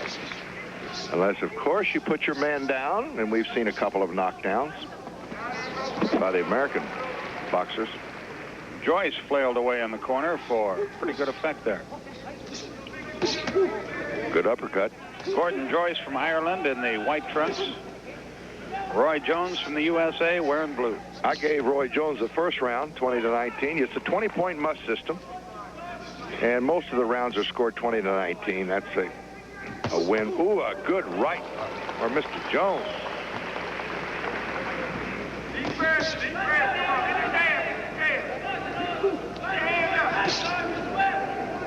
The uppercut by Jones is a pretty good weapon in his arsenal. There's that right hand again.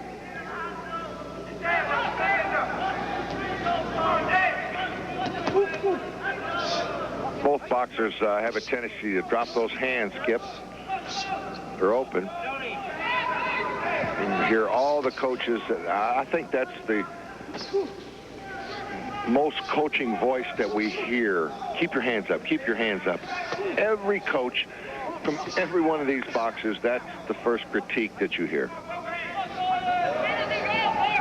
1:05 left in round two. Oh, he's got a good one, too, doesn't he? For youngsters. Leads with that left and then comes right across with that nice right. Joyce much more aggressive in this round, however, the youngster from Ireland.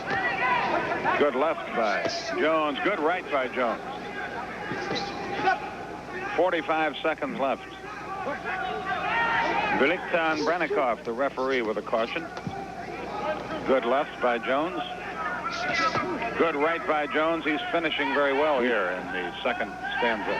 Joyce is wide open. He's just duck soup up there for Mr. Jones, and he's piling up the points. He's hitting him good.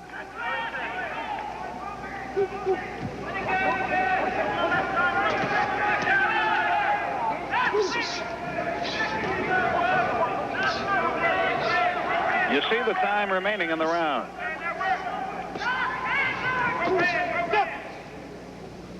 A warning for a caution for a low blow to Roy Jones.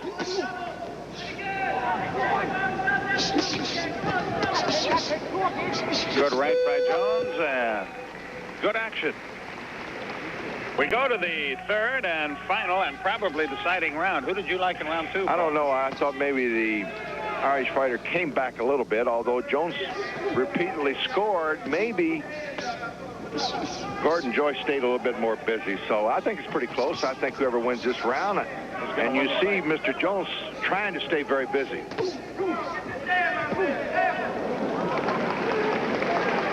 Pretty good crowd on hand today. Now, we've had about 6,000 or 7,000, but this place is so big. It seats 22,000 for boxing, Skip, and most of the people are in the upper balcony up here. 2:20 left in the bout. Joyce scores with a left and a right.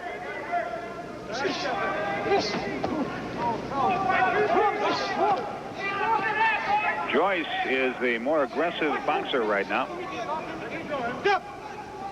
See if Roy Jones can change that.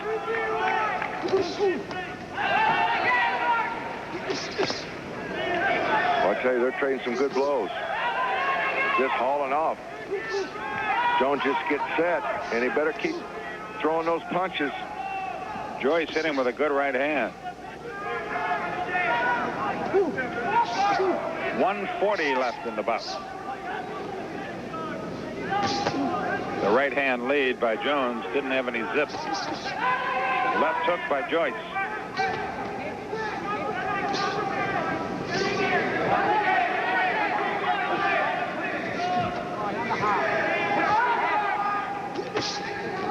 The right hand lead failed.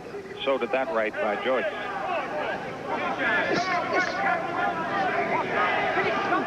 A minute 10 remaining.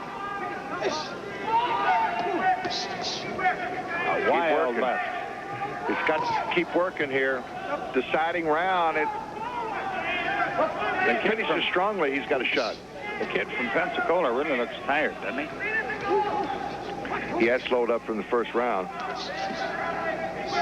This is his first international competition. His dad once fought Marvin Hagler.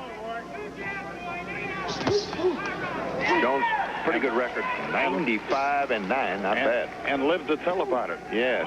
Hagler's tough. 30 seconds remaining. Good left hook there by Jones, but Joyce has been very aggressive here. I think Jones is much better boxer and fighter. I mean, he's going to be stronger. You can see that, and probably was going to go further. But I think maybe Joyce has thrown more punches. He hasn't looked as good, but he stays more busy, and that's what counts. Well, we'll find out who won this action-packed bout on the button right after this.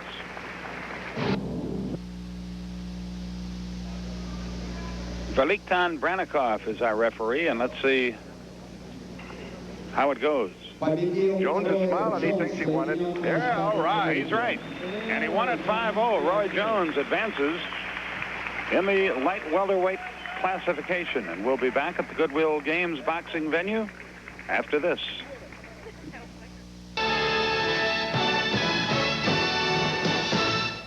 Welcome back to the Soviet Union as our Goodwill Games coverage continues. And Roy Jones of the United States right now is walking on a cloud here in Moscow. The 17-year-old in his first international bout, a 5-0 decision over his Irish opponent to open his quest for the light welterweight gold medal. A reminder on Primetime tonight. What a blockbuster lineup we have, headed by Michael Bent in boxing. Michael Bent, the heavyweight from the United States, from New York. In fact, in the semifinals against a Soviet opponent, a win would put him in the gold medal match. Also tonight, figure skating. This is exhibition only. Brian Boitano and the U.S. men's national champion. So there's a lot of nothing at stake here in terms of a gold medal, but a lot of fun on the line. So it'll be very creative, free, and loose. Debbie Thomas also with us. She is the women's national world champion. So both coming off world champion wins. That's figure skating tonight. Boxing, and also men's basketball from Spain. The United States swings into action again. They're in the Final Four, but they've got to beat Yugoslavia to get a better seeding. So, figure skating, Yugoslavia against the United States, and a lot more coming up on prime time. But coming up next, more men's volleyball. Earlier you saw France, an emerging power perhaps, dispose of Brazil easily. Now let's go back and join Leander Riley and Mike O'Hara. The United States still the team to beat, #1 in the world against Japan. Hello, everyone, and welcome to our continuing coverage of men's international volleyball. This is the Sabine Cup, and we are at Lennon Central Stadium's smaller arena, where the United States is 1-0 in the standings. Yesterday, they defeated Bulgaria. Today, they take on Japan. Japan has already lost one match, having been beaten by Czechoslovakia in a grueling 5-game affair. Right now, though, let me introduce our color commentator, Mike O'Hara. He's standing by with the head coach of the USA team, Marv Dunphy. Coach Dunphy, yesterday you played a strong, powerful Bulgarian team. Your club looked good. They're recovering from some illness. How are they looking against Japan, who will be faster and agile? Well, we're the best team in the world right now. I think the Soviets and us will decide that in a couple days. But Bulgarians were big and strong. I thought Partey, Dvorak, Tanner, Powers, I thought we blocked them very well. Japan will be a thorn in our side with their quick offense, and we're going to have to make sure that we seal the net and stop them. We can't allow them to get too hot, because I think this will be their best team that they've had in maybe a decade. Passing is the key to the offense. Karts Kirai, Dave Saunders. I noticed Saunders getting most of the serves. How is he playing? He's playing well. I think he's not maybe compared to Aldous Berzins, who he has replaced, the pure passer, but I think he's a little bit better hitter. So with Saunders and Stavrlik in that position, we might eventually be better than when we had Berzins. Good luck against Japan, Coach. Back to you, Leander. Thank you, Mike O'Hara, and thank you, Coach Dunphy. Right now, let's get to volleyball action. It's the USA against Japan. The United States is wearing red. Japan is wearing white. The United States will be on the right side of your screen. Japan will be on the left as you look at Japan's #4, Aitsubuko Mikuhashi.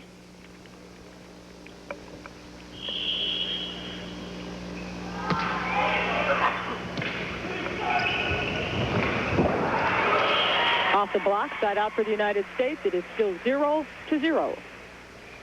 Doug Partey, who is playing in the game because of a illness, a muscle spasm rather, on the part of Steve Sammons, who will not play in the entire match according to the coach.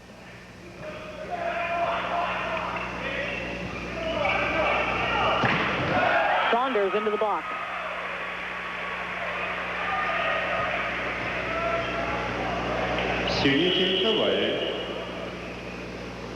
Shunichikawa.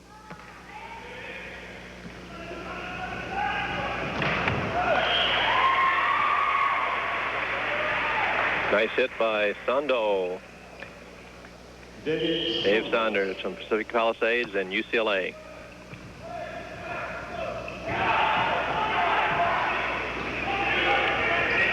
Karch Karai.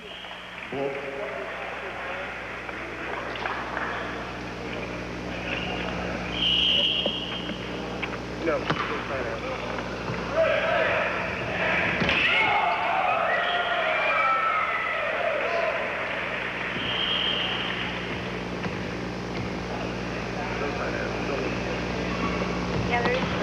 United States hit it out of bounds, so it'll be a point for Japan. Karai goes over the block, and they're going to call in the net against Japan, side out for the USA. Both teams a little bit rusty right now, just kind of feeling one another out, like two boxers circling warily.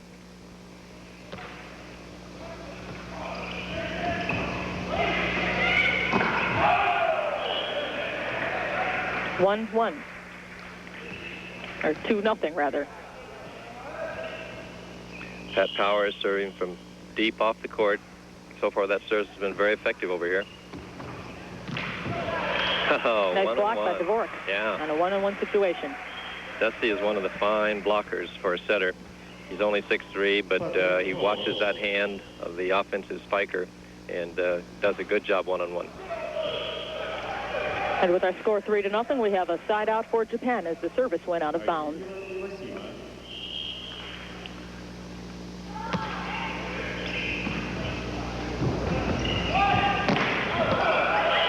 Pat Powers hitting from behind the 10-foot line as a backcourt player, and that's his favorite set. He loves to hit from back there, but again, it's early in the match. Pat didn't quite uncork. Kirai. 3 serving 1. The United States ahead by 2 points in this first game of a best-of-5 match.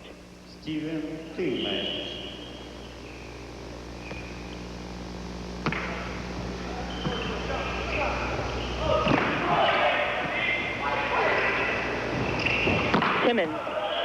It's long. Side out. Well, these are the 2 best back row hitters in the world, Timmons and Powers. They've both had good sets up there, and both of them hit the ball out of bounds. Kirai. And once again, Karch Kirai delivers. She's 3 for 0. Karch is, many feel, the best player in the world. In the World Cup last year in Japan, he was named the most valuable player, and he's Mr. Everything. He does everything extremely well. Almost got a piece of that one, and his teammate knocked it back into his face. Nice way to get awakened early in the match. I have all confidence that he'll shake it off and continue on.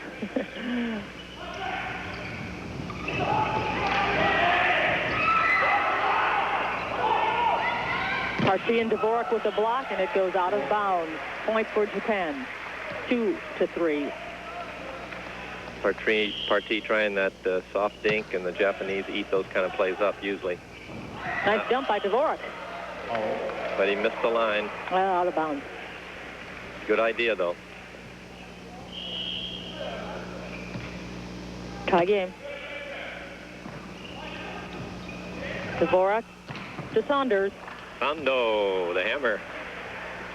Dave Saunders has the quickest arm swing I've ever seen. He really comes around on it. Not a big hitter. He's a 6'3", 193-pounder, 25 years of age, but he really can swing that apple. Right back at you. Junichi Kawe. Here he swings hard. The block is late getting up, and down it goes.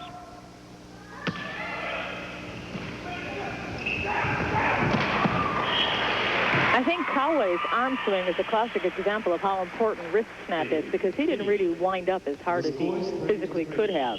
For instance, in that particular windup, we saw the arm cocked all the way back. He just snapped his wrist 2 plays before. Like hitting a baseball, that wrist swing is everything. Gives you that extra into the whip motion. And also it gives you the top spin that keeps that ball in the court if you're hitting deep. 3-3 is the score. Japan has tied things up in game number 1. Timmons with the fake. A nice follow through by Saunders. So far, Saunders and Karch Kirai are carrying the offensive load here.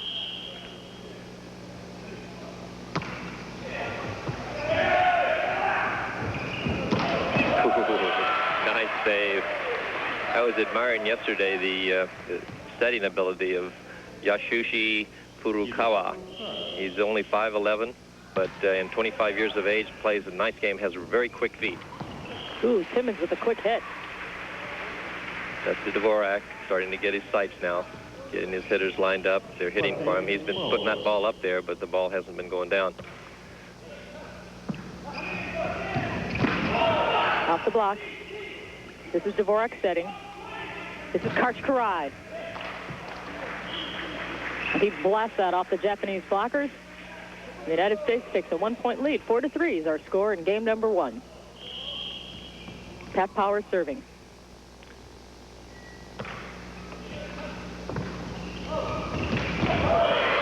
And that goes right through Kirai and Timmons. Mitsuhashi, only 6'1", 163 pounds, but hits that ball well and quickly. Smart move by Steve Timmons, the redhead, number 6. Big guy has a nice touch on his dink. He sees that court real well, so everybody dug in for his big blast and just dinked the ball over the block. He disguised it very well, too, because he wound up and you really thought he was going to let it go. Mitsuhashi again delivers. The Japanese much prefer on these low quick sets, nice 1s and 2s we call them. They, I'm sure, call it something different. Timmons. There's your hit from behind the line. Beautifully done. And Timmons eats these up because the block usually isn't up. If it is, there's only one man up there. Hard to block a back deep set.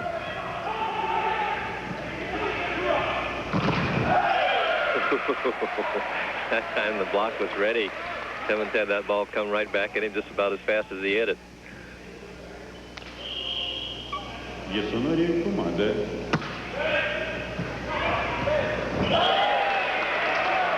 That's the function that Dave Saunders has to perform impeccably, because there are only 2 receivers out there, Karch Karai and Dave Saunders, as we talked about with the coach. And the big load is at Dave, because he's going to get most of the serves.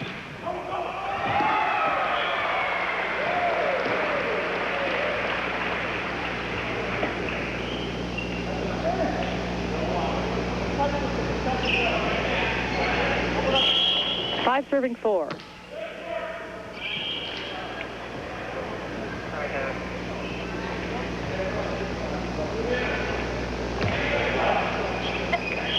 Dusty Dvorak.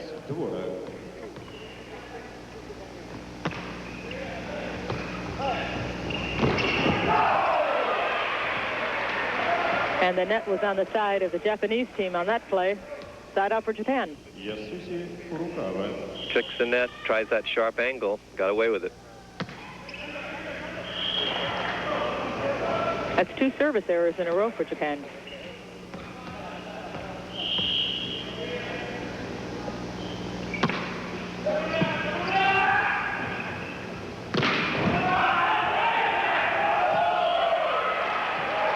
The overset to Kawe. Now that's a play normally that the referees won't call. The ball was dug beautifully, and the defense reached over the net to play it.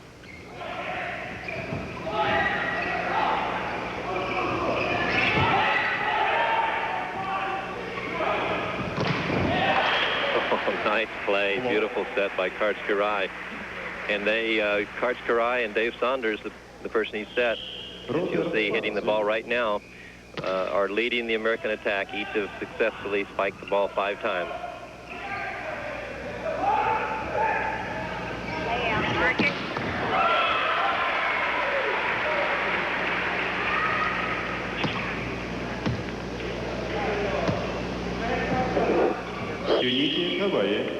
Japan in the white serving against the USA in red. Our score is 5 serving 6, so the USA is ahead by 1 point.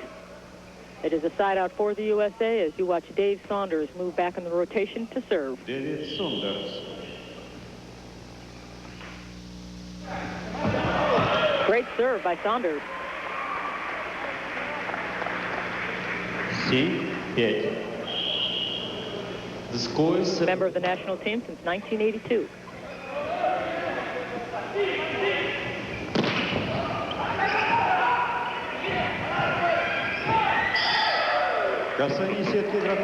Karai was up there, but he touched the net. He was hanging up there and hanging up there. Beautiful play, though. He's such a graceful athlete, one of the fine athletes in the country. Went into Superstars and placed second ahead of all the other athletes except Mark Gastineau, who of the won New York thing. Jets. Right.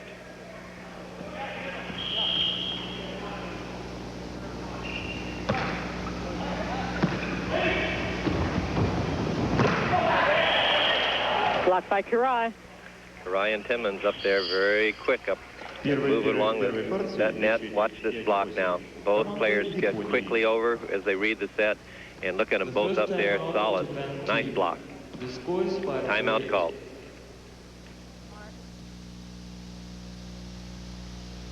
Welcome back to the Soviet Union. Among our coverage, if you just joined us so far, we've gone to Spain for basketball and watched Italy knock Argentina out of the World Championships. However, tonight's game between the United States and Yugoslavia, vital for the Americans. A win will ensure better seeding. We will have that game for you on our primetime coverage. Also, men's volleyball, France looked extremely sharp, putting away Brazil. Japan is playing the United States right now. We will rejoin that game shortly. First, though, off the beaten sports track a moment. Here in the Soviet Union, cartoons are among the most popular on television, and they're enjoyed by adults as much as children. CNN's Richard Blystone takes a look at the programs that touch the Soviet funny bone. Meet Caught Leopold, Leopold the cat, the Soviet Union's favorite feline. Millions of people, grown-ups as well as kids, follow Leopold's eventful life, which is plagued by two malignant mice. His troubles begin here at Gostela Radio, the state-run broadcast headquarters of the USSR. Leopold is the brain kitten of Anatoly Reznikov, who became a cartoonist after seeing Walt Disney's Snow White and the Seven Dwarfs as a kid. It made a huge impression on me, and that influence has remained throughout my whole life. Helping Reznikov, some of the most diabolical brains in Russia spend all their time plotting against Leopold. And what they try to do to him shouldn't happen to a dog.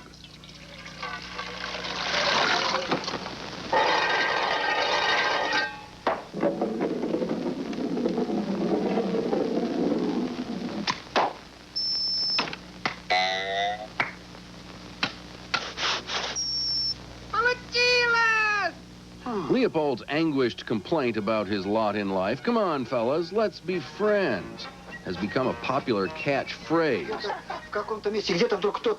It's nice when you're on the bus and it's crowded and somebody loses his temper and then somebody says, "Come on, fellas, let's be friends." But this classic cat and mouse game has a twist. Like Tom and Jerry in reverse, Leopold is the good guy. These mice are really rats, and their mousy machinations always backfire.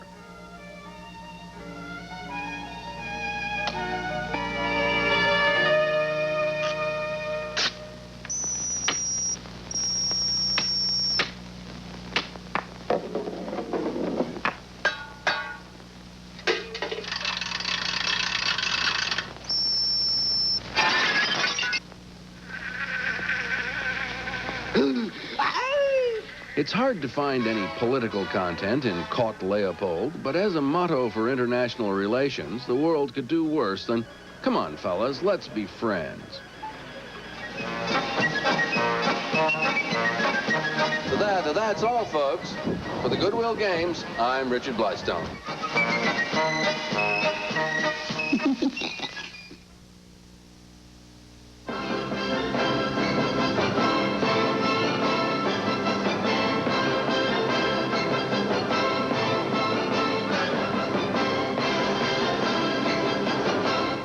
And here at the Goodwill Games, we've been following the #1 team in the world in men's volleyball. The United States playing Japan won the first set, their first game 15-7, lead 14-10 against Japan in the second game. Let's pick up the action with Leandra Riley and Mike O'Hara.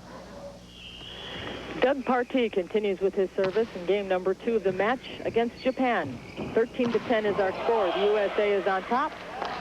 That spike was out of bounds, so it is now 14-10, and we are at game point.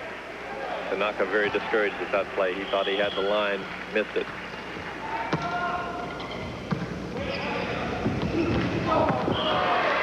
And that was a heads-up play by Japan. Furukawa, #6, executing nicely. We see substitution for the USA, Ricky Booty, coming into the contest. Ricky, a backcourt player, Partee, a frontcourt player. This is a good substitution for the coach. He wants this game badly. Terrible serve, side out. 14-10. 14-10. Game point for the USA.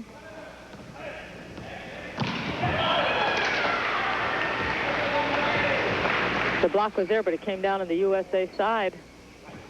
So he goes up and tucks it in. the block not quite over enough and allowed him to go between the hand and the net. Coming into the game for Japan is Naoki Tanaka. First time we've seen him in this match. Number 7.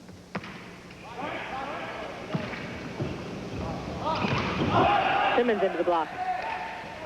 Dvorak going back. Great save. Tanaka into the block. It comes back. Shot out USA. The big wall. Powers and Timmons reaching high over that net. Lock him up. Pretty play. Pat Powers gets a little rest as a result of that. Kartkarai will come in. Stavurtlik. Bob Stavurtlik will come in. All these blondes, you know. They do look alike, too. Stavurtlik from Pepperdine. 6 feet 4 inches tall. Another one of the great passers on this team. 14-10. He usually will come in for Sandoz, Dave Saunders, and he are fighting for that 6th spot, but Saunders has the experience and the leadership. And that service is long, and for the 3rd time, game point is denied to the USA. Japan, 10 serving 14.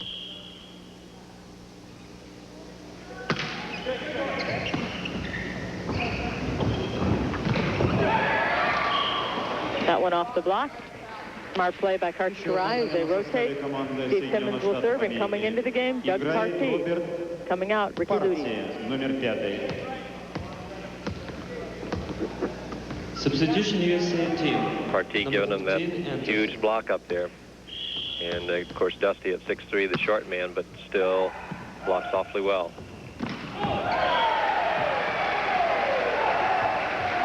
Mitsuhashi.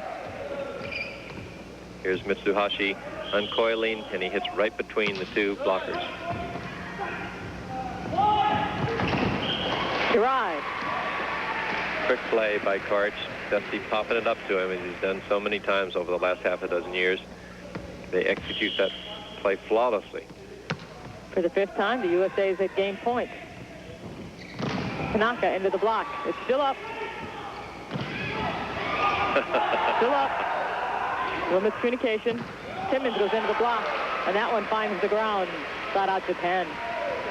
That was Kawe up there blocking well, and again, the Japanese persevere on the brink. Tanaka, number 7, serving. There are 2 Tanakas on the floor, number 7 and number 8. Steve Timmons from the back row. Nice offense. Timmons looking like he's ready to play right now. He keeps rubbing that hand, though. The coach told me that it was pretty swollen after the match last night. For the 6th time, the United States is at game point. Can't do it. Dusty gets a hand on it. Ball is well hit, deep. And Dusty hits the ball and then hits the court. Flinches and says, ow. Dusty Dvorak's brother Rudy was followed him at USC and was a star setter on the team last year, and the 2 of them play beach doubles together. Nice combo. Oh, beautiful set to Doug Partee. And now for the 7th time, the United States is at game point. 14-10.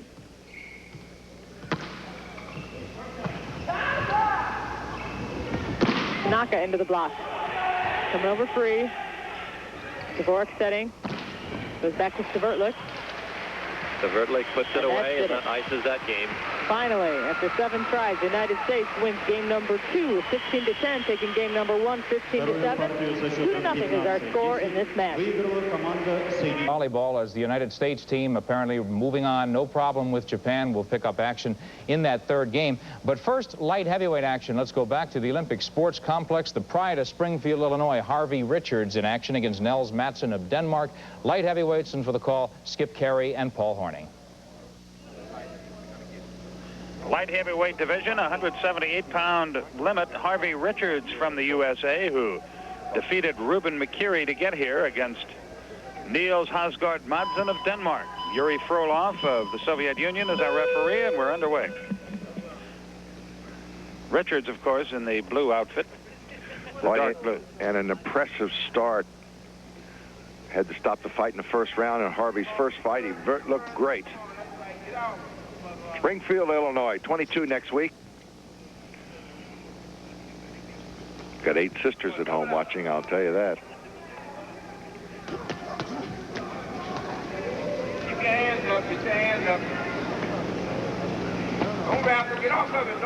Niels Hausgaard Madsen of Denmark, his opponent. He drew a bye in the first round. He's 25 years old, and that's all the information we received. Well, hopefully he won't be around here long anyway. That's right. Wild right.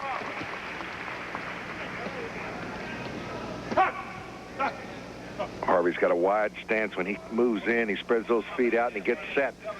Got a good right. Oh, Matson with a good right hand.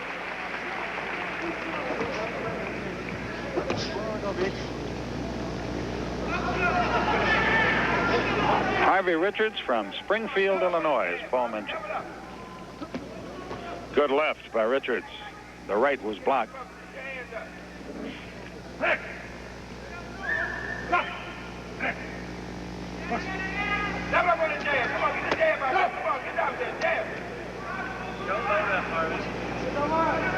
Harvey Richards cautioned as he landed a blow to the kidneys. The white part of the glove is where you're supposed to do the work. Uh-oh. Harvey don't like those clinches. Whistling you hear is the Soviet equivalent of... Oh, he's just winding up.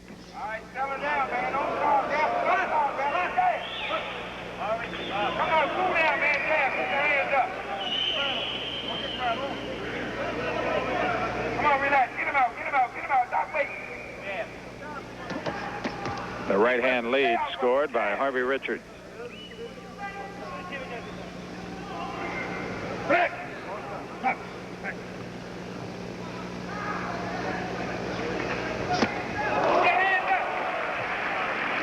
Well, that's his offense. That wild right hand. Absolutely. He's landed 3 this round. Richards has not had a good round at all. He's not active. Other guy hasn't scored too many points either. So it was pretty close, I guess. I think what we're saying is it hasn't been much of a round. No. Oops. We're having a little trouble.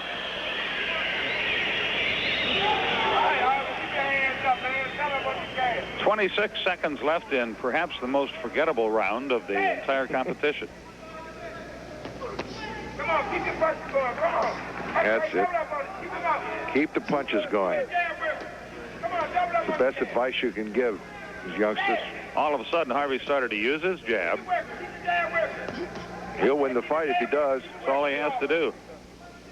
The other guy just seems to look for that overhand right.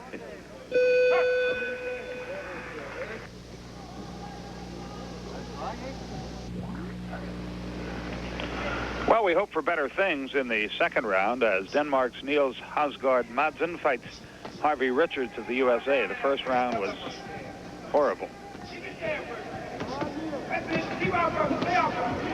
And Richards, a much more aggressive fighter here in round 2. Good right to the body. I guarantee you, Roosevelt Sanders told him after the end of round 1, you got to stay more active. You can win this fight.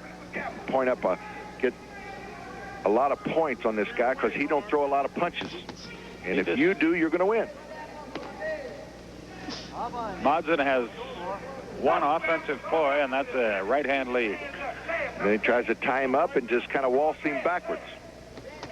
And Richards doesn't like that. Good right to the body by Richards. Right to the head missed. And now another waltz again. Oh, he landed one of those strong rights.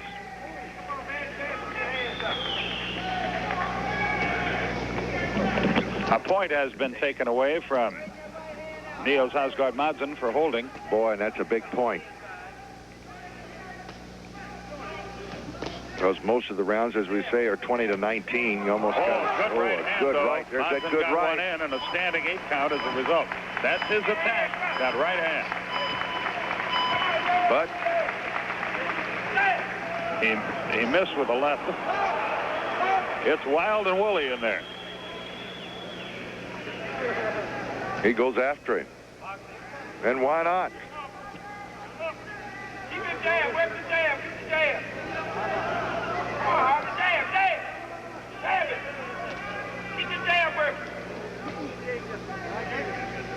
neither boxer is as active as he should be. There's that right hand, but this time he missed, and Richards follows up.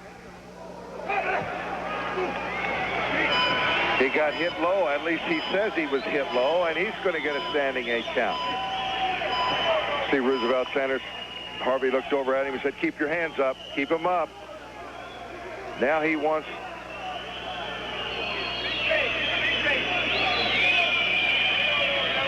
They may take a point away from Harvey Richards, but we'll have to wait and see. The whistles you hear are in response to that low blow.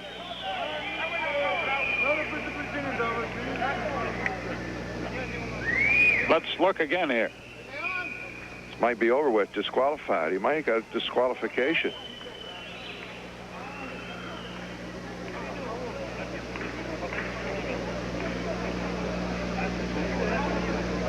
We'll wait and see. We don't have any clue as to what's going on here.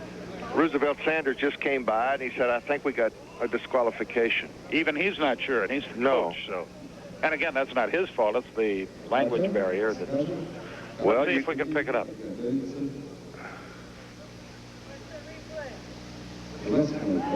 Yeah, he's been Harvey Richards has been disqualified for a low blow. There it was, the left. Didn't get a real good angle at it, but it definitely was below the belt.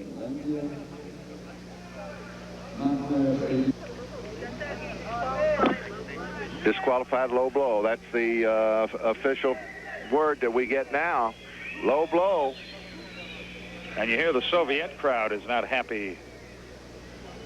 They wanted to see more. Well, they wanted to see it end the way it should have ended, not like this. And now Yuri Frolov of the Soviet Union, who didn't see the low blow in the first place, will raise the hand of the Danish fighter.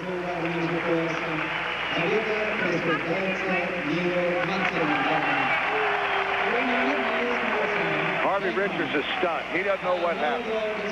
He just found out right there. He raised his hand. He thought he won. He thought he might have won by referee. Stop the decision here. Evander Holyfield of Atlanta, Georgia, had the same thing happen to him in the Olympic Games. You'll be okay, Harvey. Shake it off, kid. Well, it does appear from the replay that there was a low blow in that fight. Whether it should have stopped it or not remains to be seen. And to that end, Paul Horning is with the U.S. coach, Roosevelt Sanders, for his opinion. I'd like a little clarification for my own thought. What happened to Harvey? We know he got Harvey Richards, and we know he got disqualified for a low blow, but there is some question about it in your mind. Yes, Paul, there's a lot of question in my mind as to whether the actual punch was low or not.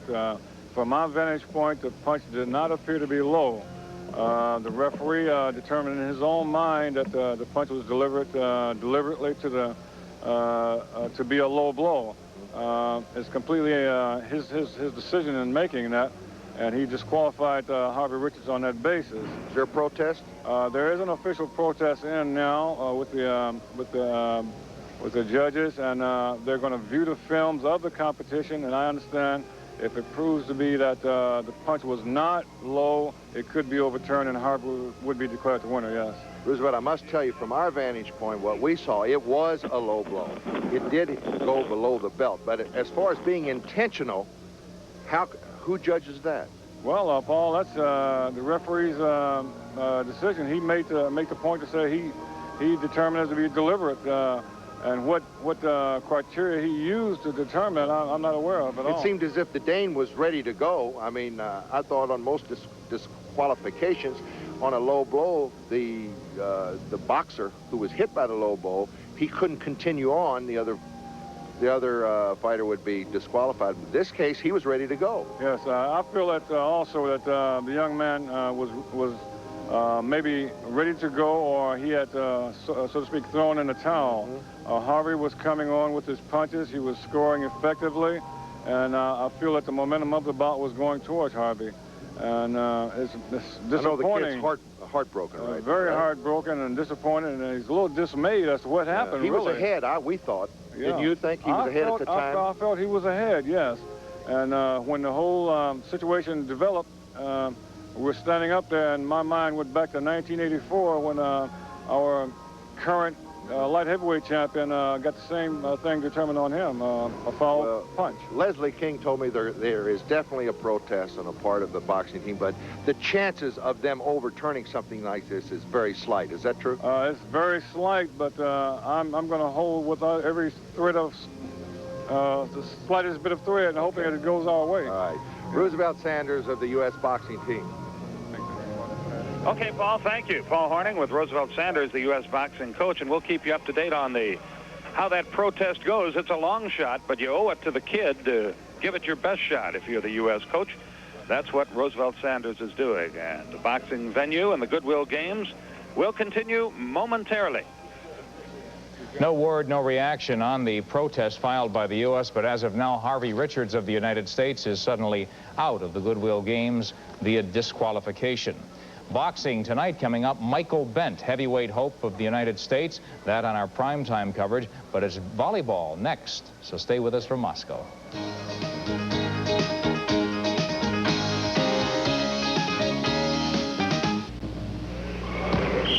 Game number 3 between Japan and the United States continues. The most controversial thing that happened was whether or not the score should have been 2-0 or 3-0 at one juncture, but it was straightened out. It was 3-0, and now it is 4-0 USA on top.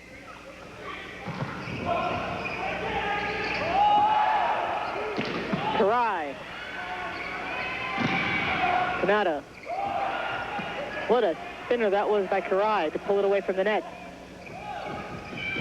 Solo block by Karai. It's still up. Dvorak will take it. He'll lob it deep. And that one's still up there. Dvorak ends the rally. Nice play, both sides. The Japanese refusing to let that ball come down on their side. And the United States the same way. Pat Powers making some stupendous digs out there. That's demoralizing after a timeout. Japan just called one to try to snap the USA streak. And then they had this long climactic rally, and the USA wins it. This is a tremendous team that we have out there, Leandra. These are players that won the gold medal predominantly. Six of them. You've got some super aces that continue to thrive and do well. On the 12-man roster, 6 of the players are Olympians. That time Pat didn't quite control that ball in the dig. Playing well out there. 0 serving 5. What a great attitude he has. He was a psych major at USC, and he certainly has the psychology of volleyball down. No confusion here. Coming over free off of Simmons' forearm. Kanata sends it off the block, and the Japanese have scored their first point.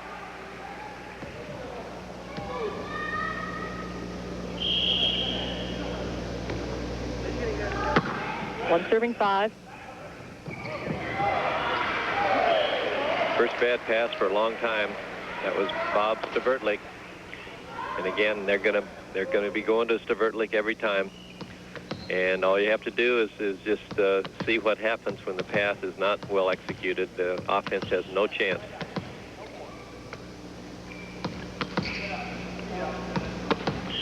Everybody around the world knows that Karch Karai is the best passer in the world, so they're going to go to the other guy. Dvorak and a free hit by Doug Partee. Kunata dinks it over the block, and a third point is put on the scoreboard for Japan. And the United States is in disarray. They've twice now, Dusty has set the ball, and there hadn't been any hitters.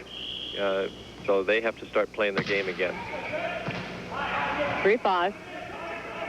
Karch Karai sends it off the block. Got a piece. I laughed because, now that obviously was off the block. The players on the Japanese side come down going, no, we didn't touch it, we didn't touch it. Innocent. Substitution for Japan. Coming in is Inoue, number 10, and Manabe, number 5. First appearance for Manabe in this game. Of course, what's happened, Leandra, in a play like that, you've got 3 blockers, and so one hit it, the other 2 didn't, and the other 2 are going, yelling, no. And that was a quick kill by Mitsuhashi. Japanese passing that ball well, and so they're getting away with the quick stuff. 3 serving 5. Karai. Patty cake time. He just uses Wipes that it off the block. And again, Stavertlik passing the ball well. Up he goes. One-man block. Anytime they can isolate one blocker on a hitter, the hitter should win it every time, or at least 90% of the time. Like there. There's your lefty. Inoue. Inoue has been kind of quiet in this game. He was really good last night. They didn't put him in much in the first two games. Stavertlik from the backcourt. Still up. Stavertlik will go with it. Off the block, they are saying yes, even though all the Japanese players are saying no. And Stavertlik hangs in there. He's come in cold. The rest of these guys have been playing the whole match, and he's done a nice job out there. A lot of pressure on him to both hit and pass. And extends on the one-foot takeoff, and again, the Japanese can't go over anybody, so they have to out-finesse them, and that time they did. They had a hitter out there with nobody near him. Inoue serving from far, far back in the arena.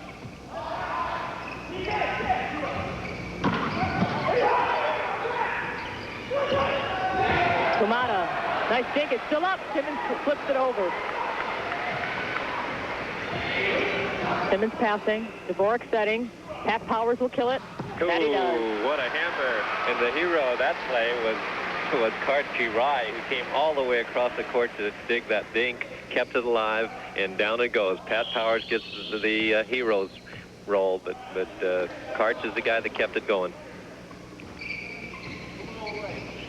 The United States needed that because Japan's been inching their way back into this game. The United States has been looking almost clumsy, not communicating out there. That's right. They've had a lull. You got to keep that concentration going every minute. The minute you get overconfident, you're in trouble.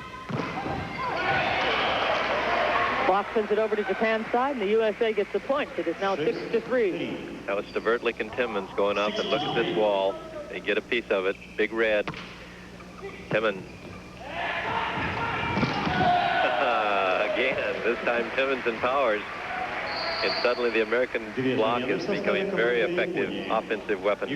Substitution for Japan, number 8 and number 6 going into the game, Tanaka and Furukawa. They were just being rested by their coach on the bench, and now they're back ready for action. 7-3 is our score. Number 5 for the USA is Doug Partee. He is serving. Good strategy when your team is having trouble to put some fresh troops in there. Off the block. Powers will set. Stavertlik winds up and sends it off the block. Nice hit by Stavertlik. Beautiful set by Pat Powers. He really puts that ball up there and is yelling, hit me, hit me. And Stavertlik did.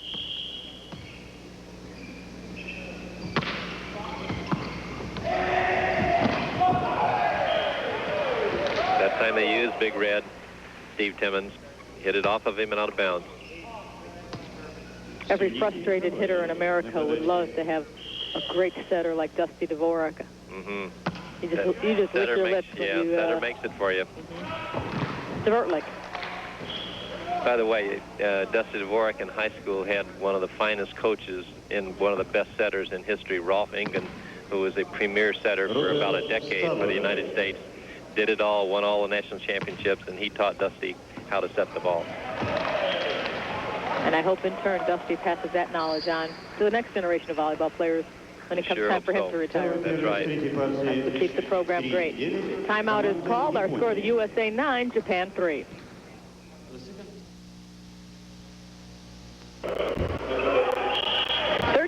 The United States enjoying a 5-point lead over Japan, but the Japanese team is starting to make a comeback. USA just called a timeout to end the Japanese rally. Let's see how it works. It did 9-13. And Japan, after losing 2 games to the USA, 15-7, 15-10, wants to change the course of history. No deception in that play. 3 blockers up, and the Japanese spiker goes right through them. Just Stork setting. Goes over to Tanner, who this time finds the ground inbounds. Side out for the USA. 2 points away from match point. Stavertlik has been passing that ball well. The sets have been okay. The ball's just not been put away. Partee serving. Block is good. Stinking battle, and Mark Miller at 6'9" wins it. 14-9. Game and match point. Kawaii is grimacing. I think he sprained his ankle in that play. He had all of his might trying to push that ball over, and big Mark Miller just leaned on him. They're going to have a floor wipe, and I believe that Coway is glad because he can take an assessment of his ankle. That's really kind of been the story of this match, is that at the net, the United States has controlled, and it was epitomized by that struggle between those two players. Partey with match service possibly. Game and match point. Tanner sends it again out of the ballpark. Tanner looking a little bit shaky out there. He's the rookie. Number 7 in red. Yeah, he's still just a senior at college.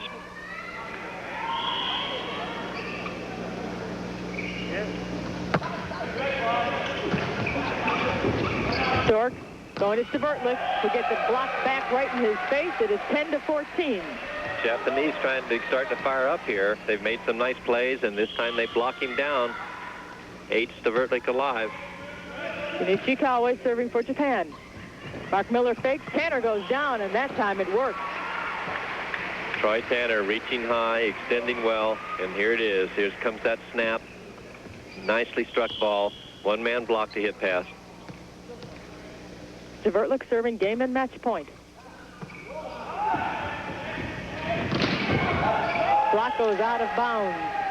Tanner and Miller can't steer it in. Mark Miller had his body and hands turned toward the sideline instead of toward the center of the court. The ball came off and out of bounds. One-handed set. Shirai comes in. It's still alive for Japan. It comes over very free. Stvertlik with a questionable set. And again, the block goes out of bounds. Block is facing toward the outside of the court, and that's where the ball goes. It is now 11-14 as we take a look at Mark Miller and Troy Tanner's body positions. Got to turn that ball in. Just a couple of degrees. That's all they need. Kirai off the block and out of bounds. Side out for the USA. Okay, Cart's roaring out there. He's saying, let's go. Let's get this game over with. Again, we are at game and match point. There's the old master putting it away when they need it put away. Oh. Right back at you, say the Japanese. Tanner couldn't get to it, and look for some substitutions on the USA side. Nice snap, sharply to the left. Shirai off the block, still alive for Japan. One more hit coming up. That was Kato, Masaki Kato, number 11.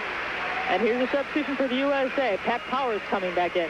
The ball was hit right in the center of the court, and no one was guarding that particular part of the court. You had no block. Here's Pat Powers coming into the game. Troy Tanner is who he substituted for. 12-14, and Japan very much now in this match.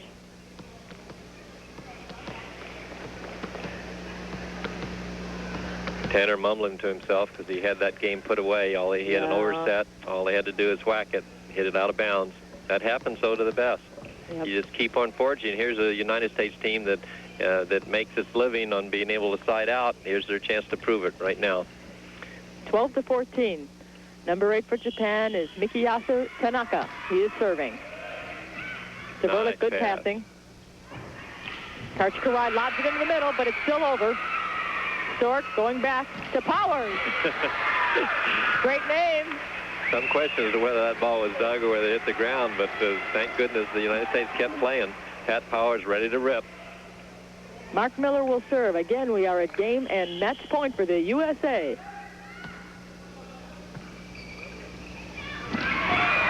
Nice up by Stvertlik. Stork setting Karai. Yes, and this ball game is over. Beautiful way to end the ball game in the match. 15-12, the USA takes game number 3, 15-10 game number 2, 15-7 game number 1. An outstanding victory for this American squad. Nice way to show what you're made of. The United States needs these kinds of pressures early in this tournament because they've got the big bear, the Soviet Union, waiting for them in the other pool. A good finish for the United States. They win 3 straight, and the United States is looking very polished out there. I think we have some exciting volleyball to come. The United States is now 2-0 in their pool. Japan slips to 0-2, failing to win a match, having lost to Czechoslovakia, and now the USA. Conversely, the United States has defeated Japan right here, and yesterday they beat Bulgaria. For Mike O'Hara, I'm Leander Riley. So long from London Central Stadium, smaller arena. So, and a reminder, tonight on our primetime coverage of the Goodwill Games, Bob Neal and Marianne Laughlin will be here and take you to Spain for the Men's World Basketball Championships. United States against Yugoslavia. The U.S. slid into the fourth and final semifinal spot in the tournament, but the Americans must win tonight to ensure themselves of a better seeding. Meanwhile, back here in Moscow, we'll show you both the men's and women's figure skating champions in action. Debbie Thomas and Brian Botana are here and skated as part of an exhibition just for fun. Both should be loose, so get ready for some creative fireworks then. We'll be back with more boxing. American heavyweight hope Michael Bent of Queens, New York, looking for a win to step into the gold medal match. So it's been a good day already, quite a day in Moscow already. That's it to the moment. We will return on our primetime coverage. So long for now from the Soviet Union.